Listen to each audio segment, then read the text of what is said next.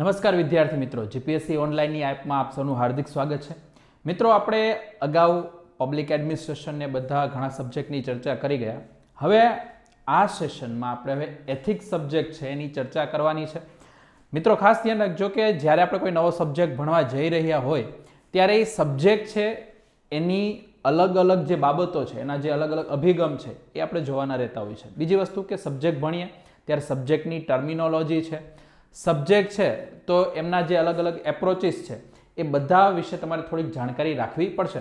એટલે અત્યારે જે શરૂઆતનો લેક્ચર છે એ શરૂઆતના લેક્ચરમાં આપણે એ જોવાનું છે કે આ જે એથિક્સ સબ્જેક્ટ છે, વિષય છે, તો એની તૈયારી કઈ રીતે કરવાની છે. અહીંયા આપણે જે બેઝિક બધા કન્સેપ્ટ છે એ જોવાના છીએ, થોડોક સિલેબસ છે એની આપણે જાણકારી મેળવવાના છે કે ભાઈ જ્યારે તમે જીપીએસસી એક્ઝામિનેશનની તૈયારી કરી રહ્યા છો તો એ એક્ઝામિનેશનમાં ખાસ કરીને મેઇન્સ છે એમાં જ એથિક્સ સબ્જેક્ટ આવે છે કે પ્રિલિમ્સમાં કયા સબ્જેક્ટ છે ને, એટલે પ્રિલિમ્સના પોઈન્ટ ઓફ વ્યૂ તમારે કોઈ આની કંઈ ચર્ચા કરવાની રહેતી નથી. તમારે મેઇન્સના પોઈન્ટ ઓફ વ્યૂ કે મેઇન્સમાં તમે કઈ રીતે આન્સર લખી શકો અને એ પણ એથિક્સના એપ્રોચથી તમારે એ પણ ધ્યાનમાં રાખવાનું છે કે માત્ર તમે ખાલી જનરલ સ્ટડીઝમાં જે રીતે ખાલી આન્સર લખતા હોય કોઈ પણ સબ્જેક્ટના, ખાલી એ જ રીતે એથિક્સના આન્સર લખવાના નથી. એથિક્સમાં તમારે એપ્રોચ પણ એવો આવવો જોઈએ કે ભાઈ એથિકલ આન્સર લખાયો છે, એમાં માત્ર તમે ખાલી સામાન્ય જનરલ બાબતો લખી દો તો એટલાથી નહીં ચાલે. તો આ વિષયની તૈયારી કઈ રીતે કરવી એની આપણે બધી વાત આમાં કરશું. તો પહેલાં તો આપણે સિલેબસ જોઈ લઈએ કે સિલેબસ અંતર્ગત કયા કયા ટોપિક રહેલા છે. તો ખાસ કરીને ધ્યાન રાખજો કે આપણો સિલેબસ આપેલો છે એમાં લખેલું છે કે ભાઈ લોકસેવામાં નીતિશાસ્ત્ર. ખાસ કરીને જો જીપીએસસી ક્લાસ 1-2ની આપણે વાત કરીએ તો ક્લાસ 1-2 છે એમાં જે પેપર 2 છે તો પેપર 2 છે એની અંતર્ગત આપણે 3 સબ્જેક્ટ રહેતા હોય છે. એક તો ઇન્ડિયન પોલિટી છે, પબ્લિક એડમિનિસ્ટ્રેશન છે અને એથિક્સ છે. તો એમાં લોકસેવામાં નીતિશાસ્ત્ર છે એમાં તમને આટલા ટોપિક જોવાના રહે છે. શરૂઆતમાં ત્યાં નીતિશાસ્ત્ર કે ભાઈ નીતિશાસ્ત્ર શું છે, એથિક્સ શું છે એની સમજણ કેળવવાની રહેતી હોય છે. પછી ખાસ કરીને ધ્યાન રાખજો કે નીતિશાસ્ત્ર છે એ કોના ઉપર લાગુ થાય? એ મનુષ્ય ઉપર લાગુ થાય, કોઈ પથ્થર પર લાગુ ન થાય કે ભાઈ આ પથ્થર છે તો એને નૈતિક કામ કર્યું કે અનૈતિક કામ કર્યું. માની લો કે તમે રસ્તામાં ચાલતા ચાલતા જાઓ છો, રસ્તામાં કોઈ પથ્થર પડેલો છે, એની સાથે ઠોકર લાગે, તમને લોહી નીકળે, તો તમે એમ થોડું કહો કે ભાઈ આ પથ્થરે અનૈતિક કામ કર્યું. તો એથિક્સ છે એ માનવ પર લાગુ થાય છે, કોઈ વસ્તુ ઉપર લાગુ થતું નથી. એટલે એમાં ખાસ તમારે ધ્યાનમાં રાખવાનું છે માનવ. તો એથિક્સ અને માનવ સંવાદ. એથિક્સ એબ્સોલ્યુટ ફોર્મમાં ક્યાંય એક્ઝિસ્ટન્સ ધરાવતું નથી. એનો મિનિંગ એ થાય કે એથિક્સ છે એ માત્ર ને માત્ર મનુષ્યો ઉપર તમે લાગુ કરી શકો. મનુષ્યને સાઈડમાં રાખીને તમે બીજી કોઈ જગ્યાએ તમે એમ ના કહી શકો કે ભાઈ ચાલો આ ગાય છે તો એમને એથિકલ કામ કર્યું કે ના કર્યું, અથવા ગાયમાં નૈતિકતા નથી, ગાય અનૈતિક છે, એવું તમે ના કહો. ઓકે, તો કોના પર લાગુ થાય છે? માનવ પર. એટલે એ બધા દ્રષ્ટિકોણ આપણે ખાસ કરીને ધ્યાનમાં રાખવાના છે. તો અહીંયા આપણે જોવાનું રહેશે કે ભાઈ એથિક્સ છે એનો સાર શું છે, એનું એસેન્સ શું છે, કઈ કઈ બાબતોના આધારે એથિક્સ બને છે. આપણે આ બધી વસ્તુ બહુ ડિટેલમાં જોવાના છીએ કે ભાઈ એથિક્સ છે એ બનવા માટે પણ એનો જે બેઝ છે એ શું છે. પછી નિર્ધારક કે એથિક્સ અથવા નીતિશાસ્ત્ર છે એના નિર્ધારક તત્વો કયા કયા છે, કોના આધારે છે એ નૈતિકતાના નિયમો બને છે, નૈતિકતાના આધારો છે નક્કી કરવામાં આવે છે. અને ખાસ કરીને માનવ વ્યવહારો છે એના પર એની અસરો, પ્રભાવ. માની લો કે કોઈ જગ્યાએ અથવા કોઈ દેશમાં છે નૈતિક વસ્તુઓ છે તમે સાવ સાઇડલાઇન કરી દો તો પછી માનવ ઉપર શું અસર થાય, અને કોઈ જગ્યાએ બહુ સારી રીતે નૈતિકતાનું પાલન થતું હોય તો ત્યાંના માનવ જીવન ઉપર શું અસર થાય છે, પ્રભાવ થાય છે, એ તમારે જોવાનું રહે છે કે એના પરિણામો જોવાના છે. ઓકે, પછી નીતિશાસ્ત્રના પરિમાણો, ડાયમેન્શન, અલગ અલગ ડાયમેન્શન તમારે જોવાના છે. હવે ડાયમેન્શન જોવા માટે પહેલાં તમારે બધી આઈડિયોલોજીને એ બધું જોવું પડે, એની વિચારધારાઓ જોવી પડે, પછી તમને અલગ અલગ ડાયમેન્શન જોવા મળે.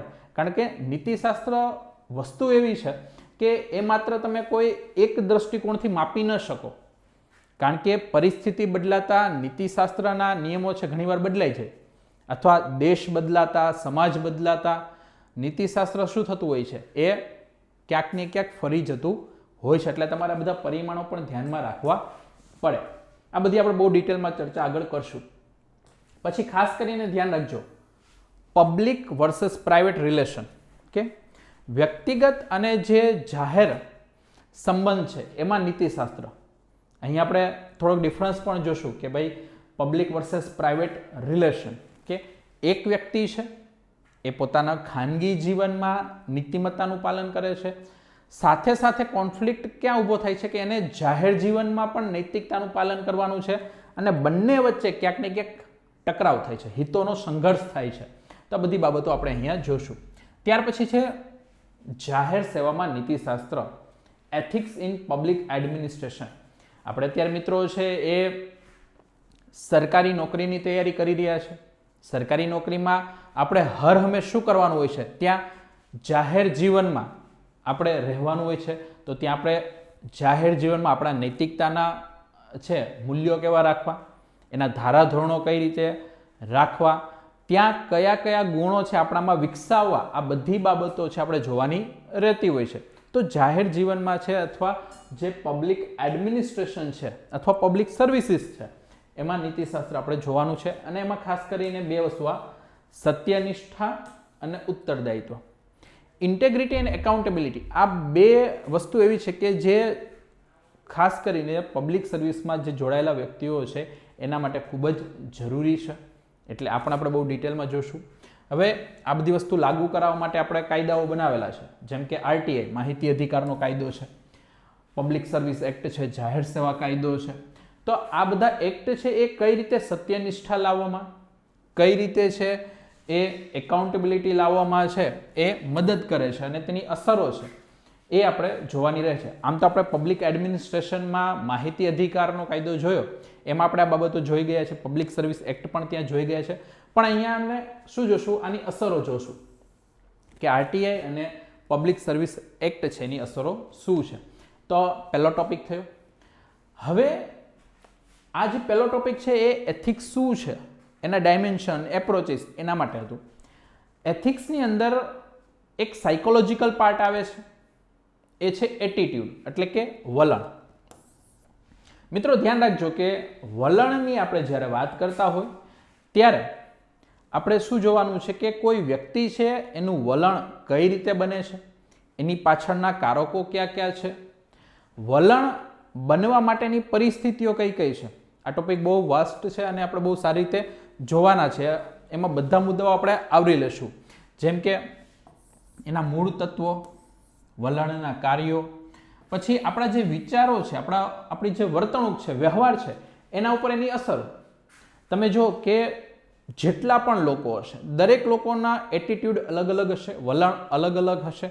તમે કોઈ પણ એક વસ્તુ છે એ 10 વ્યક્તિઓની સામે રાખો તો એક જ વસ્તુ પ્રત્યે 10 વ્યક્તિઓના 10 મત તમને જોવા મળે, અથવા એક કરતાં વધારે મત તમને જોવા મળે. તો આ શું બતાવે છે, એમનું વલણ બતાવે છે કોઈ વસ્તુ પ્રત્યે. કે આ જ રીતે કોઈ વ્યક્તિના વિચારો છે એના ઉપર પણ એની અસર થતી હોય, એમની વર્તણૂક છે એમના ઉપર પણ અસર થતી હોય.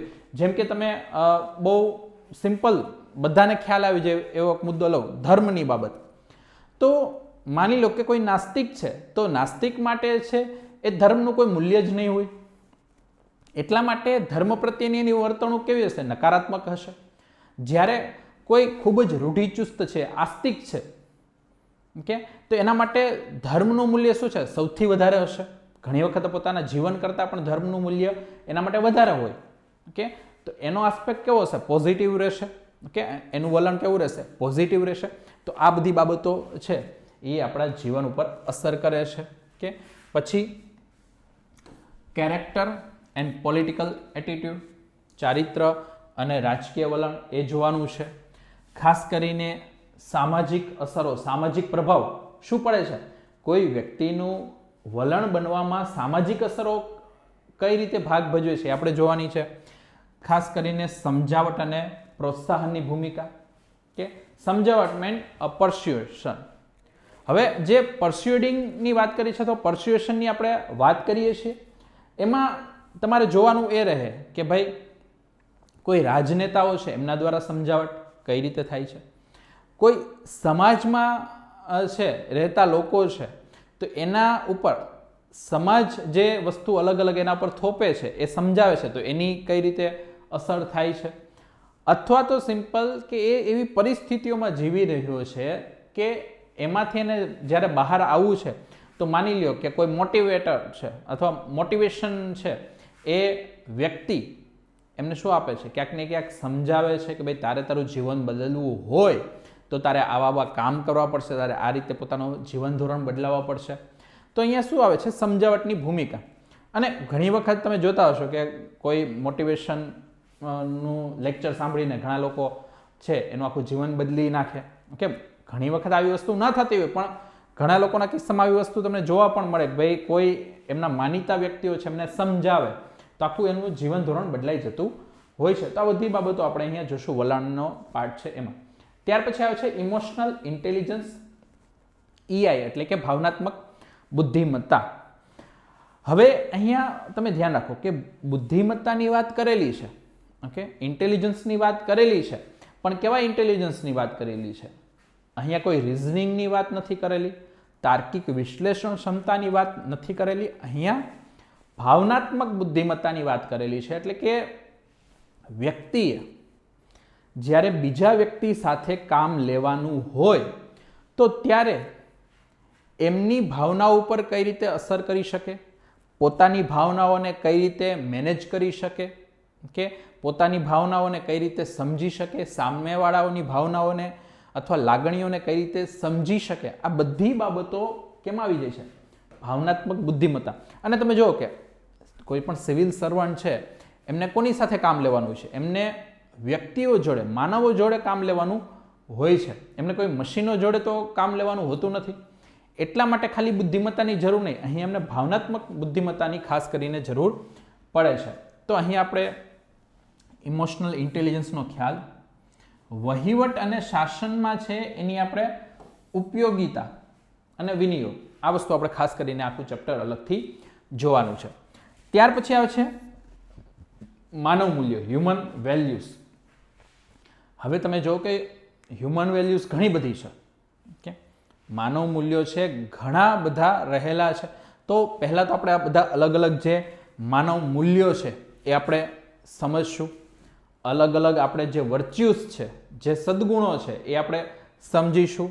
અને પછી આ બધા માનવ મૂલ્યો છે કે એને સંબંધિત શિક્ષિત કરવામાં કુટુંબ એમનો ફાળો કયો છે? કારણ કે વ્યક્તિઓમાં જે મૂલ્યોનું ઘડતર થાય છે એ શરૂઆતમાં ક્યાંથી થાય છે? કુટુંબમાંથી જ થવાનું છે. જન્મ થશે તો કુટુંબમાં જે રીત રિવાજો છે, કુટુંબની જે પરંપરાઓ છે, કુટુંબના જે વ્યક્તિઓ દ્વારા આપવામાં આવેલ જે સંસ્કારો છે કે એના આધારે શરૂઆતમાં છે એ એમના મૂલ્યોનું ઘડતર થશે.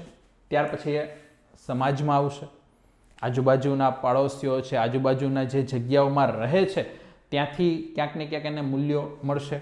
પછી શિક્ષણ, સ્કૂલમાં જશે કે અથવા જ્યાંથી પણ એ શિક્ષણ મેળવે છે તો ત્યાંથી મૂલ્યોનું ઘડતર થશે. તો કુટુંબ છે, સમાજ છે અને આ જે શૈક્ષણિક સંસ્થાઓ છે તો ત્યાંથી એમના મૂલ્યો કઈ રીતે ઘડાય છે અને બીજી કઈ કઈ સમસ્યાઓ આવે છે. તો આ બધી બાબતો છે આપણે છે એની ચર્ચા કરીશું. ઓકે, ત્યાર પછી આવે છે નીતિશાસ્ત્ર સંબંધિત મુદ્દાઓ કે અને પડકારો. હવે નીતિશાસ્ત્ર સંબંધિત અલગ અલગ મુદ્દાઓ ઘણા બધા હોઈ શકે. અત્યારે કોરોના કાળ છે તો કોરોના કાળમાં કોરોના રિલેટેડ નીતિશાસ્ત્ર સંબંધિત મુદ્દાઓ આવી જાય. પછી આરોગ્યને લગતી બાબતો, એમાં પણ નીતિશાસ્ત્રના મુદ્દાઓ આવી જાય. પર્યાવરણને લગતી બાબતો છે તો એમાં નીતિશાસ્ત્રને લગતા મુદ્દાઓ આવી જાય. એટલા માટે નીતિશાસ્ત્ર છે એનો વ્યાપ ઘણો બધો છે કે તમે જે પણ એવી એક્ટિવિટી કે કામો છે કે જે ક્યાંક ને ક્યાંક લોકોને અસર કરતા હોય તો એ બધામાં તમે શું કરી શકો? નીતિશાસ્ત્રને આવરી શકો. પછી આરોગ્યની બાબત હોય, શિક્ષણની બાબત હોય, પર્યાવરણની બાબત હોય કે કોઈ પણ પોલિટિક્સની બાબત હોય, રાજકારણની બાબત હોય, આ બધામાં તમે નીતિશાસ્ત્ર લાવી શકો. એટલે નીતિશાસ્ત્ર સંબંધિત મુદ્દાઓ આપણે જોવાના રહેશે. એના પડકારો, ખાસ કરીને ભ્રષ્ટાચાર કે કરપ્શન છે તો એના મુદ્દાઓ આપણે જોવાના છે.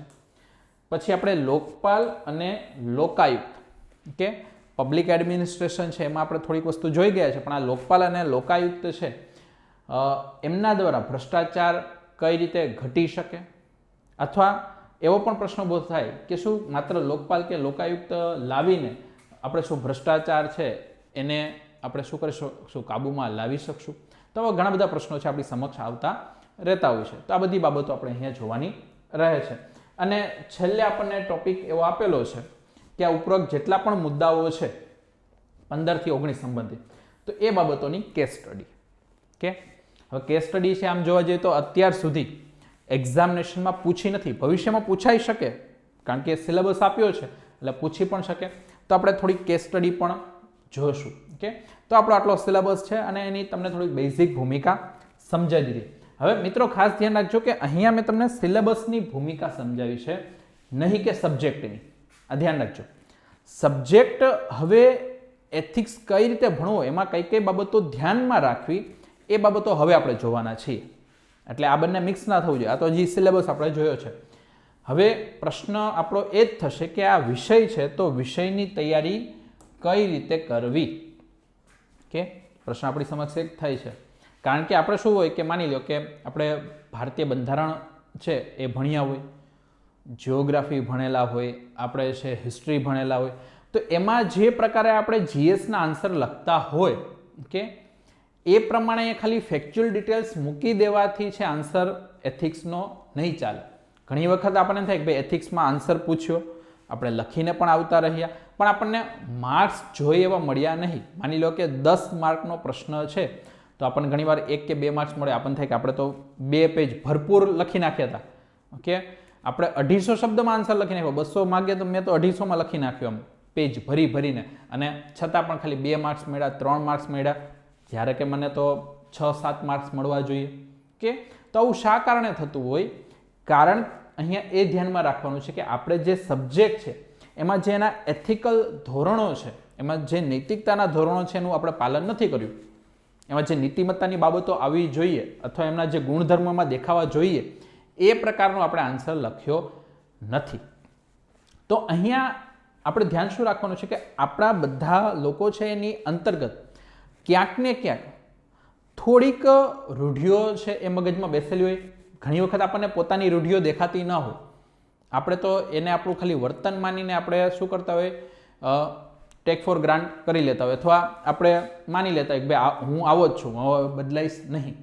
અને એની જ અસર પછી ક્યાં જોવા મળે? આપણા આન્સરમાં જોવા મળે. આપણને ખબર પણ ના હોય કે ભાઈ આપણે ક્યાંક ને ક્યાંક આન્સર લખવામાં આપણે પોતાની અંદરની જે રૂઢિઓ છે, આપણા પોતાના જે વિચારો એવા અંદર ઘર કરી ગયા છે, એ બધા આપણે આન્સરમાં લખી દીધા છે, જે વાસ્તવમાં છે એથિકલ નથી, અથવા વાસ્તવમાં છે જે આન્સર માગ્યો છે એના કરતાં સાવ અલગ છે. તો એના માટે એથિક્સ સમજવા માટે તમારે પહેલાં છે થોડીક આપણી જે ભ્રમણાઓ છે, ઓકે, થોડાક આપણા જે મિસકન્સેપ્ટ છે એ આપણે શું કરવા પડશે? દૂર કરવા પડશે. તો ધ્યાન રાખજો, જ્યારે પણ આપણે એથિક્સ સબ્જેક્ટની વાત કરતા હોય તો મોટા ભાગના લોકો છે એ શું કહેતા હોય કે ભાઈ એથિક્સ છે એ કોઈ ભણવાનો વિષય નથી. મોટાભાગના લોકોને આવું જ થતું હોય, ભાઈ એથિક્સ છે ભણવાનો વિષય નથી. એ તો આપણા જીવનમાંથી જ આપણે એથિક્સ છે એ શીખી જઈએ. હું જેવું જીવન જીવું છું એવું એથિક્સ મારા ધ્યાનમાં આવી જશે કે હું અલગ અલગ નિયમોનું પાલન કરું છું એટલે હું એથિકલ જ છું. કે તો ઘણા લોકોને છે વિચારણા એવી હોય કે એથિક્સ છે ભણવાથી નથી આવતા, પણ એથિક્સ છે એ જીવન જીવવાથી આવી જાય છે. ઓકે, આ પહેલી ધારણા છે. હવે ઘણા લોકો છે શું કહે છે કે માત્ર કોમન સેન્સ છે, ઓકે, કોમન સેન્સ છે એનાથી શું આવી જશે? જ્ઞાન આવી જશે.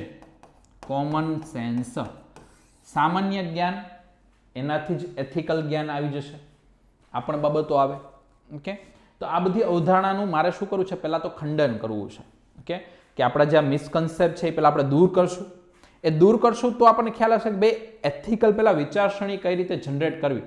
એથિકલ વિચારસરણી જનરેટ થશે તો પછી તમારા આન્સરની અંદર આ બધી બાબતો આવવાનું ચાલુ થઈ જશે. તો ધ્યાન રાખજો, એથિક્સ સબ્જેક્ટ ભણવો હોય તો પહેલાં તો નૈતિક સિદ્ધાંતો છે એ તમને ખ્યાલ હોવા જોઈએ. જે બધા એથિકલ પ્રિન્સિપલ છે એની અવધારણાઓ છે એ તમને ખબર હોવી જોઈએ. તમને છે ઇન્ટેગ્રિટી વિશે ખ્યાલ હોવો જોઈએ. તમને ઓનેસ્ટી વિશે ખ્યાલ હોવો જોઈએ, તમને ઓબ્જેક્ટિવિટી છે એના વિશે ખ્યાલ હોવો જોઈએ. એના અલગ અલગ બીજા સિદ્ધાંતો છે, આ તો વેલ્યુઝને બધી વાત કરી, પણ અલગ અલગ સિદ્ધાંતો છે એનો તમને ખ્યાલ હોવો જોઈએ. આ જો ખ્યાલ નહીં હોય તો તમે શું કરશો, તમે ક્યાંક ને ક્યાંક છે આન્સર છે એ જે જનરલ સ્ટડીઝના બીજા બધા આન્સર લખો છો એ રીતે જ લખીને આવતા રહેશો.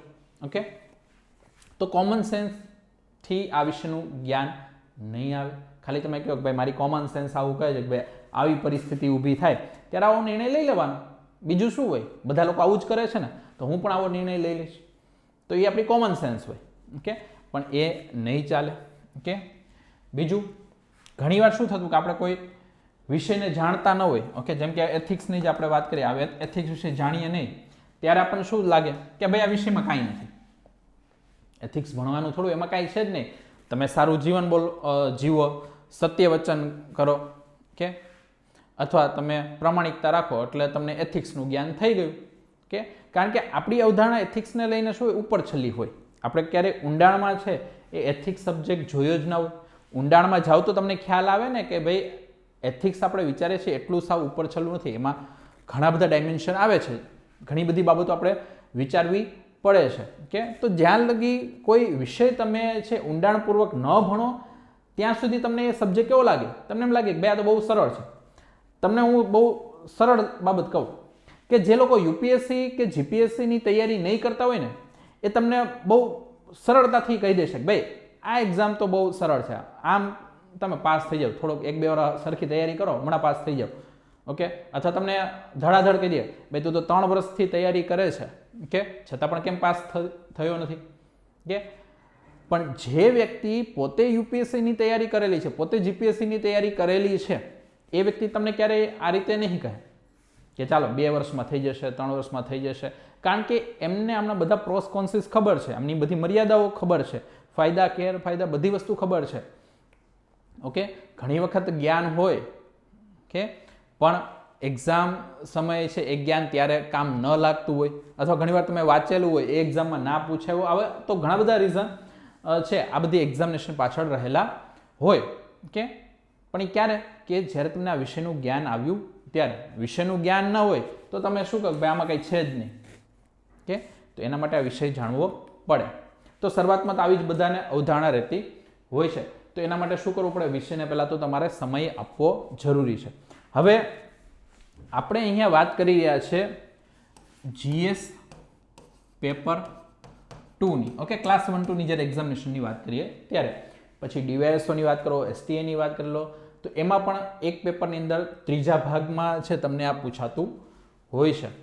તો માની લો કે એક પેપર છે એ આપણે કેટલા માર્ક્સનું રાખીએ, 150 માર્કનું રાખીએ. ઓકે, ક્લાસ 1-2ની વાત કરીએ ત્યારે, તો એમાં આ એક સેક્શન છે કેટલા માર્ક્સનો છે, 50 માર્ક્સનું. ઓકે, હવે બીજા બધા સેક્શન માની લો કે ભાઈ તમે પોલિટી લઈ લો, તમે પબ્લિક એડમિનિસ્ટ્રેશન લઈ લો.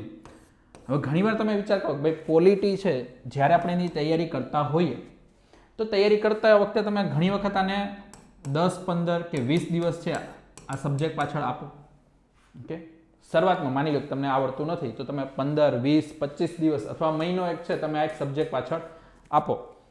અને શા માટે? કારણ કે તમને ખ્યાલ છે કે ભાઈ મને ડીપીએસપી નહીં આવડે તો, મને ફંડામેન્ટલ રાઇટ નહીં આવડે તો, મને સંસદ વિશે ખ્યાલ નહીં આવે તો, મને સેન્ટ્રલ સ્ટેટ રિલેશન છે એના વિશે નહીં આવડે તો, મને પંચાયતી રાજ વિશે ખબર નહીં પડે તો, મને જે અલગ અલગ એકમો છે, અલગ અલગ બધી જે સંસ્થાઓ છે એ ન્યાયિક હોય, અર્ધ ન્યાયિક હોય, કોન્સ્ટિટ્યુશનલ હોય, નોન કોન્સ્ટિટ્યુશનલ હોય, એ નહીં આવડે તો આ બધું વાંચવામાં તમે શું કરો છો, 1 મહિનો છે એ આ સબ્જેક્ટ પાછળ આપી દો છો. ઓકે, એ જ રીતે પબ્લિક એડમિનિસ્ટ્રેશન છે, માની લો એને પણ તમે છે શું કરો છો, નવો સબ્જેક્ટ છે તો 10 થી 15 દિવસ આપી દો છો.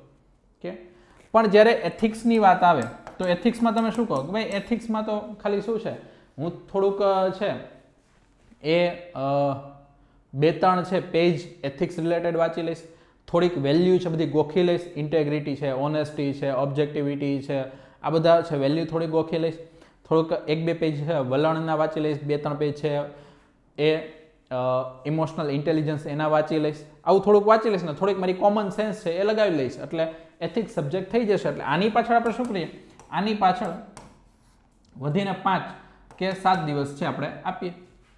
જ્યારે તમે જો સબ્જેક્ટનું જે વેલ્યુએશન છે એ તો સરખું જ છે.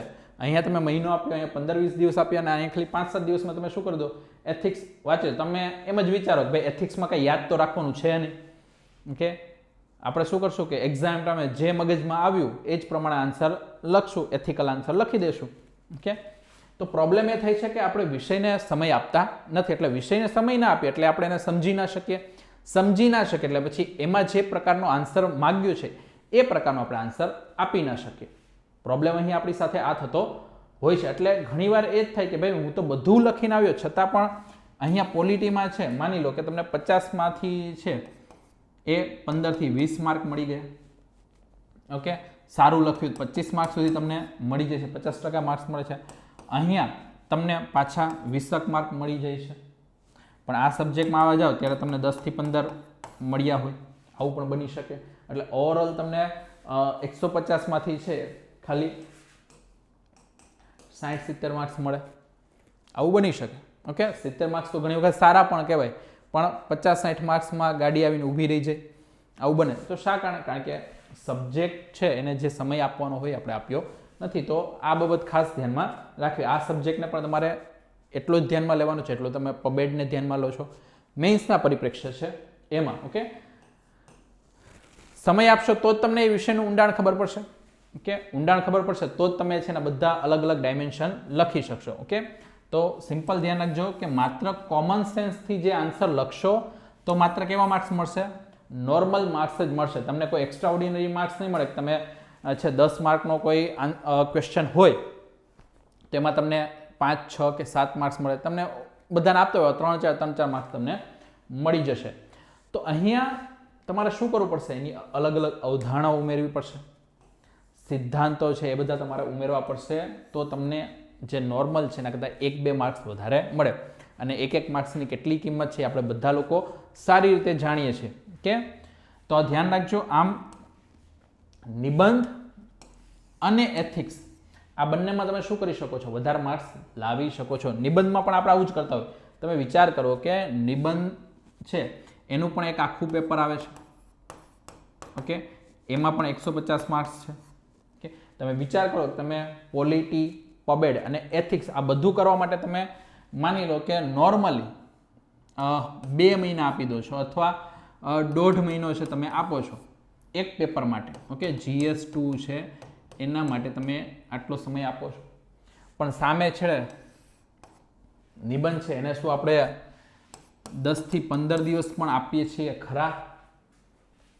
ઓકે, આખું પેપર છે એના માટે આપણે કોઈ ખાલી એક પોર્શનની વાત નથી કરતા. તો ધ્યાન રાખજો મિત્રો, આ નિબંધને લઈને પણ તમારે આ વસ્તુ ધ્યાનમાં રાખવાની છે. જેમ આપણે બીજા બધા સબ્જેક્ટને ખૂબ વધારે મહત્વ આપીને ઘણા બધા સમય આપીએ છીએ, તો આપણે શું એક આખું પેપર છે એને થોડોક વધારે સમય ના આપી શકીએ?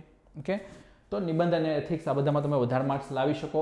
ક્યારે? જ્યારે તમે એની અવધારણા સમજો, સિદ્ધાંત સમજો ત્યારે. ઓકે, હવે તો જેવું પેપર છે એના મુજબ આપણે શું કરવી પડશે? એની તૈયારી કરવી પડશે. એ તમારે ધ્યાનમાં રાખવાનું છે. તો મિત્રો ધ્યાન રાખજો કે હજી આપણે સબ્જેક્ટના કોઈ ટોપિક ચાલુ કર્યા નથી. માત્ર હું હજી તમને વિષય પ્રવેશ કરાવી રહ્યો છું કે ભાઈ તમે બીજા કોઈ સબ્જેક્ટ ભણો. તમે માની લો હિસ્ટ્રી ભણતા હોય તો હિસ્ટ્રીમાં તમારે બેઝિક પહેલાં સમજણ રાખવી પડે ને કે ભાઈ ઇતિહાસ જ્યારે હું ભણી રહ્યો છું તો ઇતિહાસની આખી મને ક્રોનોલોજી ખ્યાલ હોવી જોઈએ. ઇતિહાસમાં જે બધી ઘટનાઓ છે એને એકબીજા સાથે લિંક કરતા મને ખ્યાલ આવવો જોઈએ. તો તમે એ હિસ્ટ્રીને હિસ્ટ્રી રીતે ભણતા હોય. તમે જ્યારે ભૂગોળ ભણતા હોય ત્યારે ભૂગોળની અંદર તમે ભૌતિક ભૂગોળ છે એ ભણો. એમાં તમે કઈ રીતે બધા સ્ટ્રક્ચર છે બને છે. ઓકે, ફિઝિકલ જિયોગ્રાફી છે તો એમાં નદીઓ છે એમનું કઈ રીતે આખું નિર્માણ થાય છે, પર્વતો છે એમનું કઈ રીતે નિર્માણ થાય છે, આખું વાયુમંડળ છે એ કઈ રીતે બને છે, આ બધી બાબતો તમે જો. પછી તમે છે ઇન્ડિયન જિયોગ્રાફી જો, એની અંદર હ્યુમન જિયોગ્રાફી જો. તો આ બધા સબ્જેક્ટને શું કરો? એકબીજા સાથે ઇન્ટરલિંક તમે કરો. ઓકે, તો એ જ રીતે એથિક્સ સબ્જેક્ટ છે એમાં પણ તમારે શું કરવું પડે? આ બધી વસ્તુ તમારે જોવી પડશે. તમારે બધી ઘટનાઓ સાથે એથિક્સને લિંક કરાવવું પડશે. અને લિંક ક્યારે કરાવી શકશો? જ્યારે એની બેઝિક બધી અવધારણા છે તમને ખ્યાલ હશે, એમના બધા સિદ્ધાંતો તમને ખ્યાલ હશે. ઓકે, તો એથિક્સ ભણવાની શું જરૂર? આ પહેલો જ પ્રશ્ન આપણી સામે આવતો હોય છે કે ભાઈ જ્યારે આપણે છે સિવિલ સર્વિસમાં જઈએ તો ત્યાં આપણને નો ડાઉટ આપણને ત્યાંનું હિસ્ટોરિકલ ખ્યાલ હોવું જોઈએ, ત્યાંનું જિયોગ્રાફિકલ બધી વસ્તુઓ આપણને ખ્યાલ હોવું જોઈએ, બંધારણ વિશે ખ્યાલ હોવો જોઈએ, બધા નિયમો છે એના વિશે ખ્યાલ હોવો જોઈએ, એથિક્સની શું જરૂર તો ધ્યાન રાખજો કે ડગલે ને પગલે છે આ એથિક્સની જરૂર પડવાની છે, કારણ કે તમારે શું કરવાનું છે, નીતિ વિષયક નિર્ણયો લેવાના છે. તમે અત્યારે જો કે કોરોના કાળમાં આ બાબતો તમારી સમક્ષ ખૂબ જ આવી હશે કે ઘણા લોકોને પર્સનલ એક્સપિરિયન્સ થયા હશે, અનુભવો પણ થયા હશે. કોરોના કાળ છે એમાં કે ભાઈ એક ઇન્જેક્શન છે અને 2 દર્દીઓ તમારી સામે છે, તો એમાંથી 2માંથી કયા દર્દીને ઇન્જેક્શન આપવું ને કયાને ન આપવું, શું એમાં અમીર ગરીબ છે એનો ભેદભાવ કરો, શું તેમાં છે એ નાના મોટા છે એનો ભેદભાવ કરો, શું તેમાં કાસ્ટને લઈને ભેદભાવ કરો કે કઈ બાબત તમારે ધ્યાનમાં રાખીને તમારા જે મર્યાદિત સંસાધનો છે એનો ઉપયોગ કરીને તમારે લોકોને જીવાડવા તો આમાં પણ તમારે ક્યાંક ને ક્યાંક એથિકલ નિયમો છે જોવું પડે. ભ્રષ્ટાચાર થતો હોય, કાળાબજારી થતી હોય, નકલી ઇન્જેક્શનો દવાઓ આવતી હોય, ત્યારે આ બધા સમયમાં એથિક્સ છે એ તમને શું કરે છે, ક્યાંક ને ક્યાંક રાહ ચીંધે છે. એટલા માટે આ બધી બાબતો માટે એથિક્સ તો જરૂર છે તો પ્રશ્ન એ થતો કે ભાઈ એથિક્સ ભણવાની શું જરૂર, તો પોતાની આજુબાજુનું જીવન છે તમે જોઈ લો એટલે તમને ડગલે ને પગલે નિર્ણયો લેવામાં ખ્યાલ આવશે કે ભાઈ એથિક્સ તો ભણવું જ પડશે. બીજી બાબત એના માટે તમને આ વસ્તુ ખ્યાલ હોવી જોઈએ કે ભાઈ એથિક્સ શું છે, આપણે આગળ જોવાના જ છીએ. બીજું આપણને આ પણ પ્રશ્ન આવતો કે ભાઈ એથિક્સની કોઈ પ્રાસંગિકતા ખરી, તો એ પ્રાસંગિકતા છે આપણને આ કાળમાં ખબર પડી ગઈ છે કે કોરોના કાળ છે એમાં કે ભાઈ ઓક્સિજન સિલિન્ડર એના કાળાબજારી થાય ત્યારે તમને તરત ખ્યાલ આવે ભાઈ આ લોકોમાં એથિક્સ જ નથી અથવા આ કોઈ નીતિમત્તાનું પાલન કરતા નથી, ત્યારે આપણે બધી વસ્તુ ધ્યાનમાં આવે. તો હંમેશા પ્રશ્ન શું આપણને થાય, પહેલો પ્રશ્ન હવે આ જે પ્રશ્ન આપણી સામે આવ્યો કે ભાઈ એથિક્સ ભણવાની શું જરૂર, એથિક્સ શું છે તો એમાં સૌપ્રથમ આપણી સૌની એક અવધારણા આ હોય કે ભાઈ એથિક્સ ભણવાનું કોઈ મહત્વ નથી.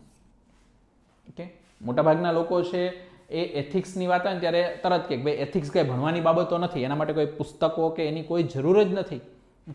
એ તો ક્યાંથી આવે છે, સંસ્કાર અને વ્યક્તિની જે કોમન સેન્સ છે, એમની જે સમજણ છે એના દ્વારા આવે છે. હવે આ પહેલી જે અવધારણા છે, હું શું કરીશ, આ પહેલી અવધારણાનું ખંડન કરીશ. તમને અલગ અલગ બાબતો દ્વારા છે આ અવધારણા બતાવીશ અને કહીશ કે ભાઈ માત્ર સંસ્કાર અને સમજણ દ્વારા છે એ એથિક્સ તમે ભણી શકો નહીં, સમજી શકો નહીં. આ શા માટે જરૂરી છે? જરૂરી એટલા માટે છે કે તમે ખાલી એટલું વિચારીને ના ચાલો કે ભાઈ ખાલી સંસ્કારો છે, લોકોને સંસ્કારોની અંદરથી જે એથિક્સ મળી રહે છે તો પછી ભણવાની જરૂર શું છે. તો તમે શું કરશો, આ અવધારણાનું ખંડન થશે એટલે તમે તરત ભણવા લાગશો, તમે પુસ્તક વાંચશો કે ના પહેલાં મારે એથિક્સ ભણવું પડશે. તો પહેલાં તો આપણે અવધારણા વિશે જોઈએ.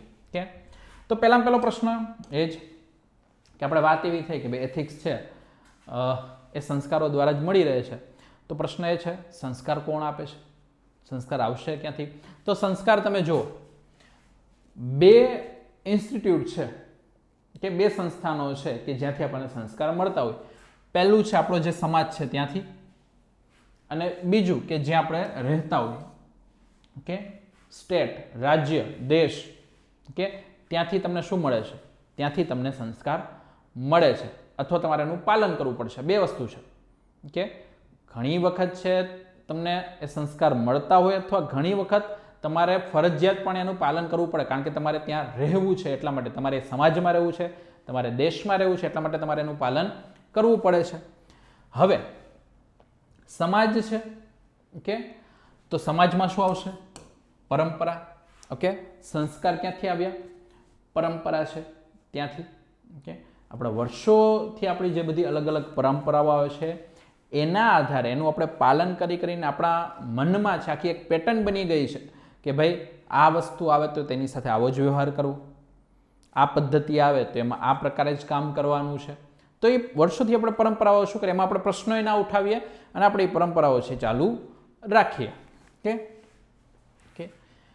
રૂઢિઓ છે, આપણા જે કસ્ટમ છે, આપણી જે રૂઢિઓ છે તો ત્યાંથી આ બધી વસ્તુ આવશે.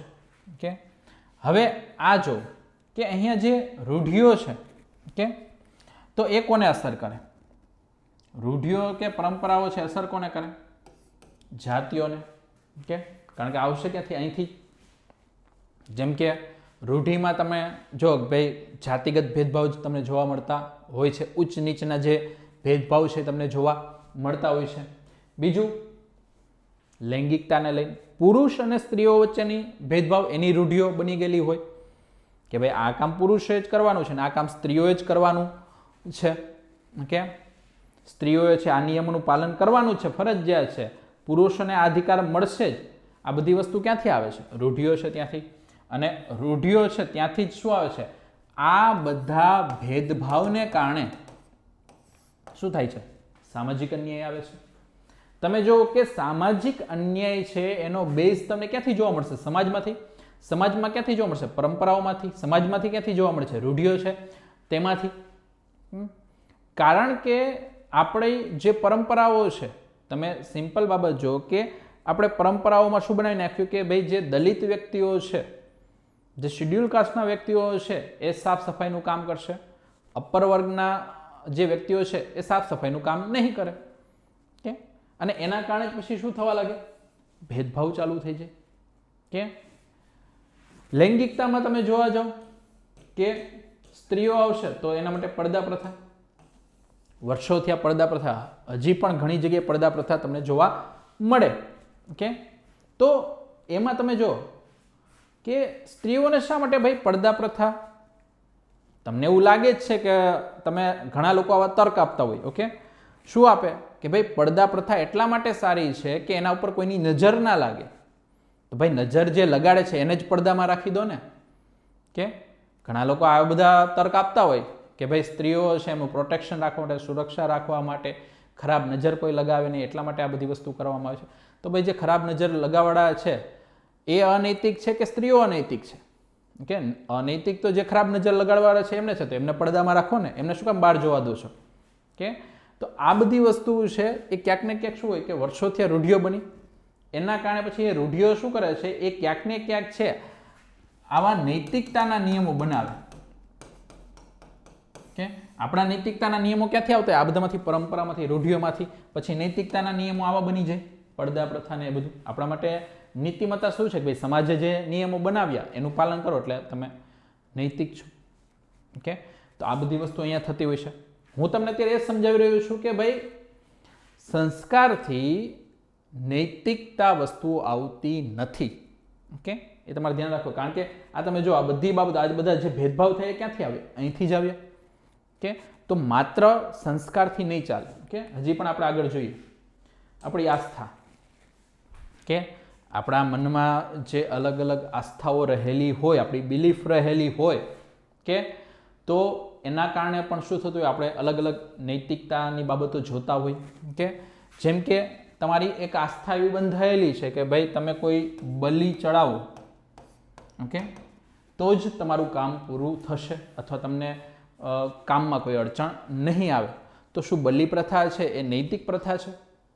કે તમે છે માની લો કે કોઈ પ્રાણી છે એની કતલ કરો તો એને તમે કઈ રીતે નૈતિક ગણાવો છો અહીંયા? કે તો આ બધી વસ્તુ આવી ક્યાંથી? આ બલિ પ્રથા કે કોઈ પણ, આ તો મેં એક એક્સ્ટ્રીમ વસ્તુ લીધી છે, અથવા આવી કોઈ પણ રૂઢિઓ છે કે આ બધું છે ક્યાંથી આવે છે? સમાજમાંથી. કે તો સંસ્કારનું સિંચન ક્યાંથી થાય છે? સમાજમાંથી સંસ્કારોનું સિંચન થાય છે. અને એના બધાના આધાર આ છે આપણી પરંપરાઓ, રૂઢિઓ, આપણી આસ્થા છે એ. તો શું અહીંયા તમને કોઈ વસ્તુ એવી લાગે છે કે એમાં કોઈ અનૈતિકતા બાબતો આવી જ નહીં?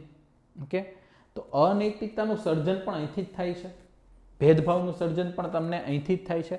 તો માત્ર સંસ્કાર છે એ સંસ્કારથી છે તમે એમ નહીં કહી શકો કે મારામાં જે સંસ્કાર છે તો હવે મારે કોઈ નૈતિકતા ભણવાની જરૂર નથી. તો આ બાબત ખાસ મિત્રો ધ્યાનમાં રાખજો. ઓકે, તો અહીંયા ધ્યાન રાખો, અહીંયા તમે કોઈ પ્રકારનું જસ્ટિફિકેશન આપી શકતા નથી. કે તમે જસ્ટિફિકેશન કોઈ આપતા નથી. માત્ર શું કહો છો કે ભાઈ માત્ર લાંબા સમયથી ચાલી આવનારી પરંપરા છે એટલે અમે પણ પાલન કરીએ છીએ. તમે જુઓ કે કોઈ પરંપરાઓ છે વર્ષોથી ચાલી આવતી હોય, તમે એક પ્રશ્ન ઉઠાવો ભાઈ શા માટે આપણે આનું પાલન કરવું જોઈએ, તમે મને તર્ક આપો. તો તરત કહેશે આ તો આપણા આદિકાળથી આ બધી વસ્તુ ચાલી આવે છે આપણા સમાજમાં, બધાએ પાલન કર્યું, તું શા માટે પાલન નથી કરતો? ઓકે, તો તમને ક્યારે પ્રશ્ન ઉઠાવવા દેવામાં નહીં આવે.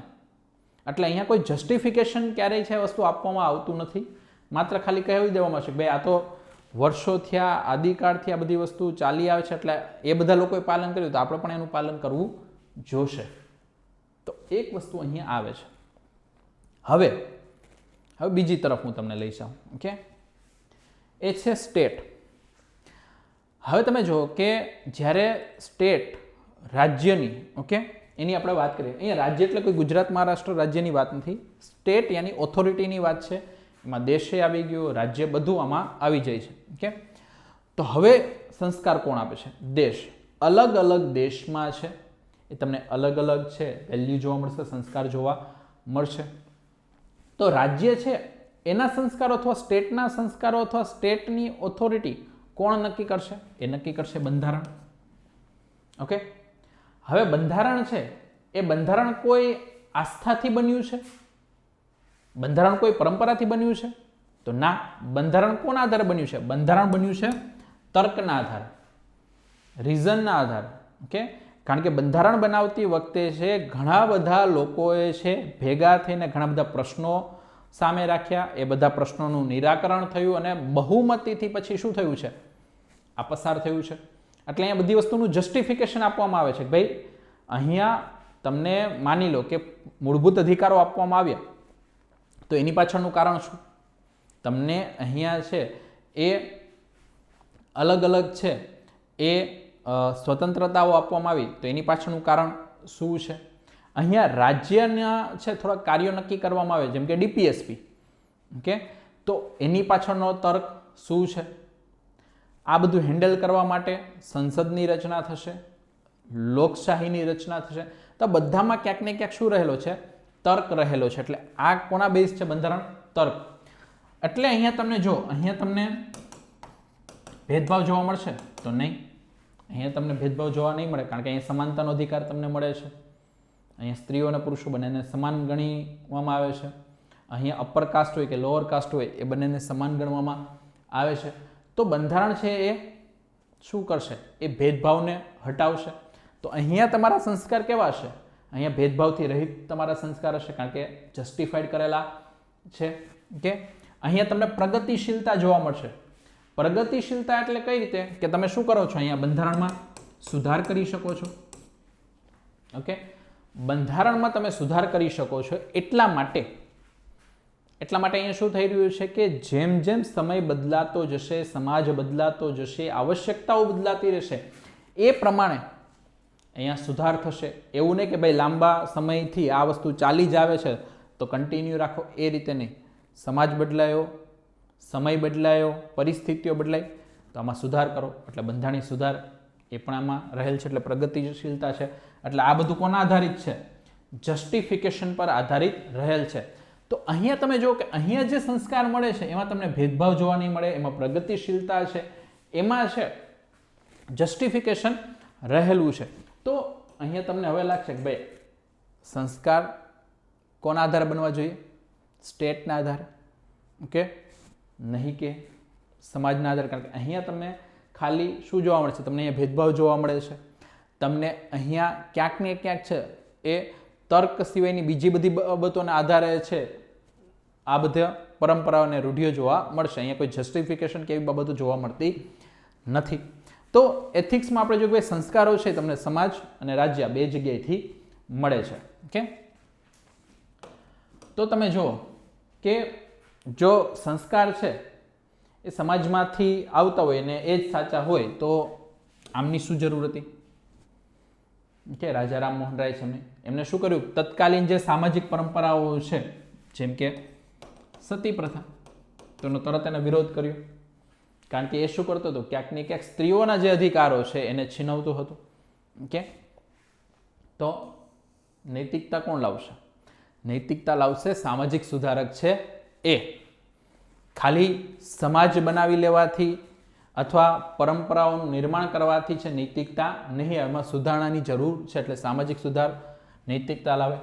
હવે બહુ સરળ તમને કહી દઉં કે આપણે શું કરીએ છીએ કે અહીંયા અત્યારે જે સમાજ છે એ કેવો છે?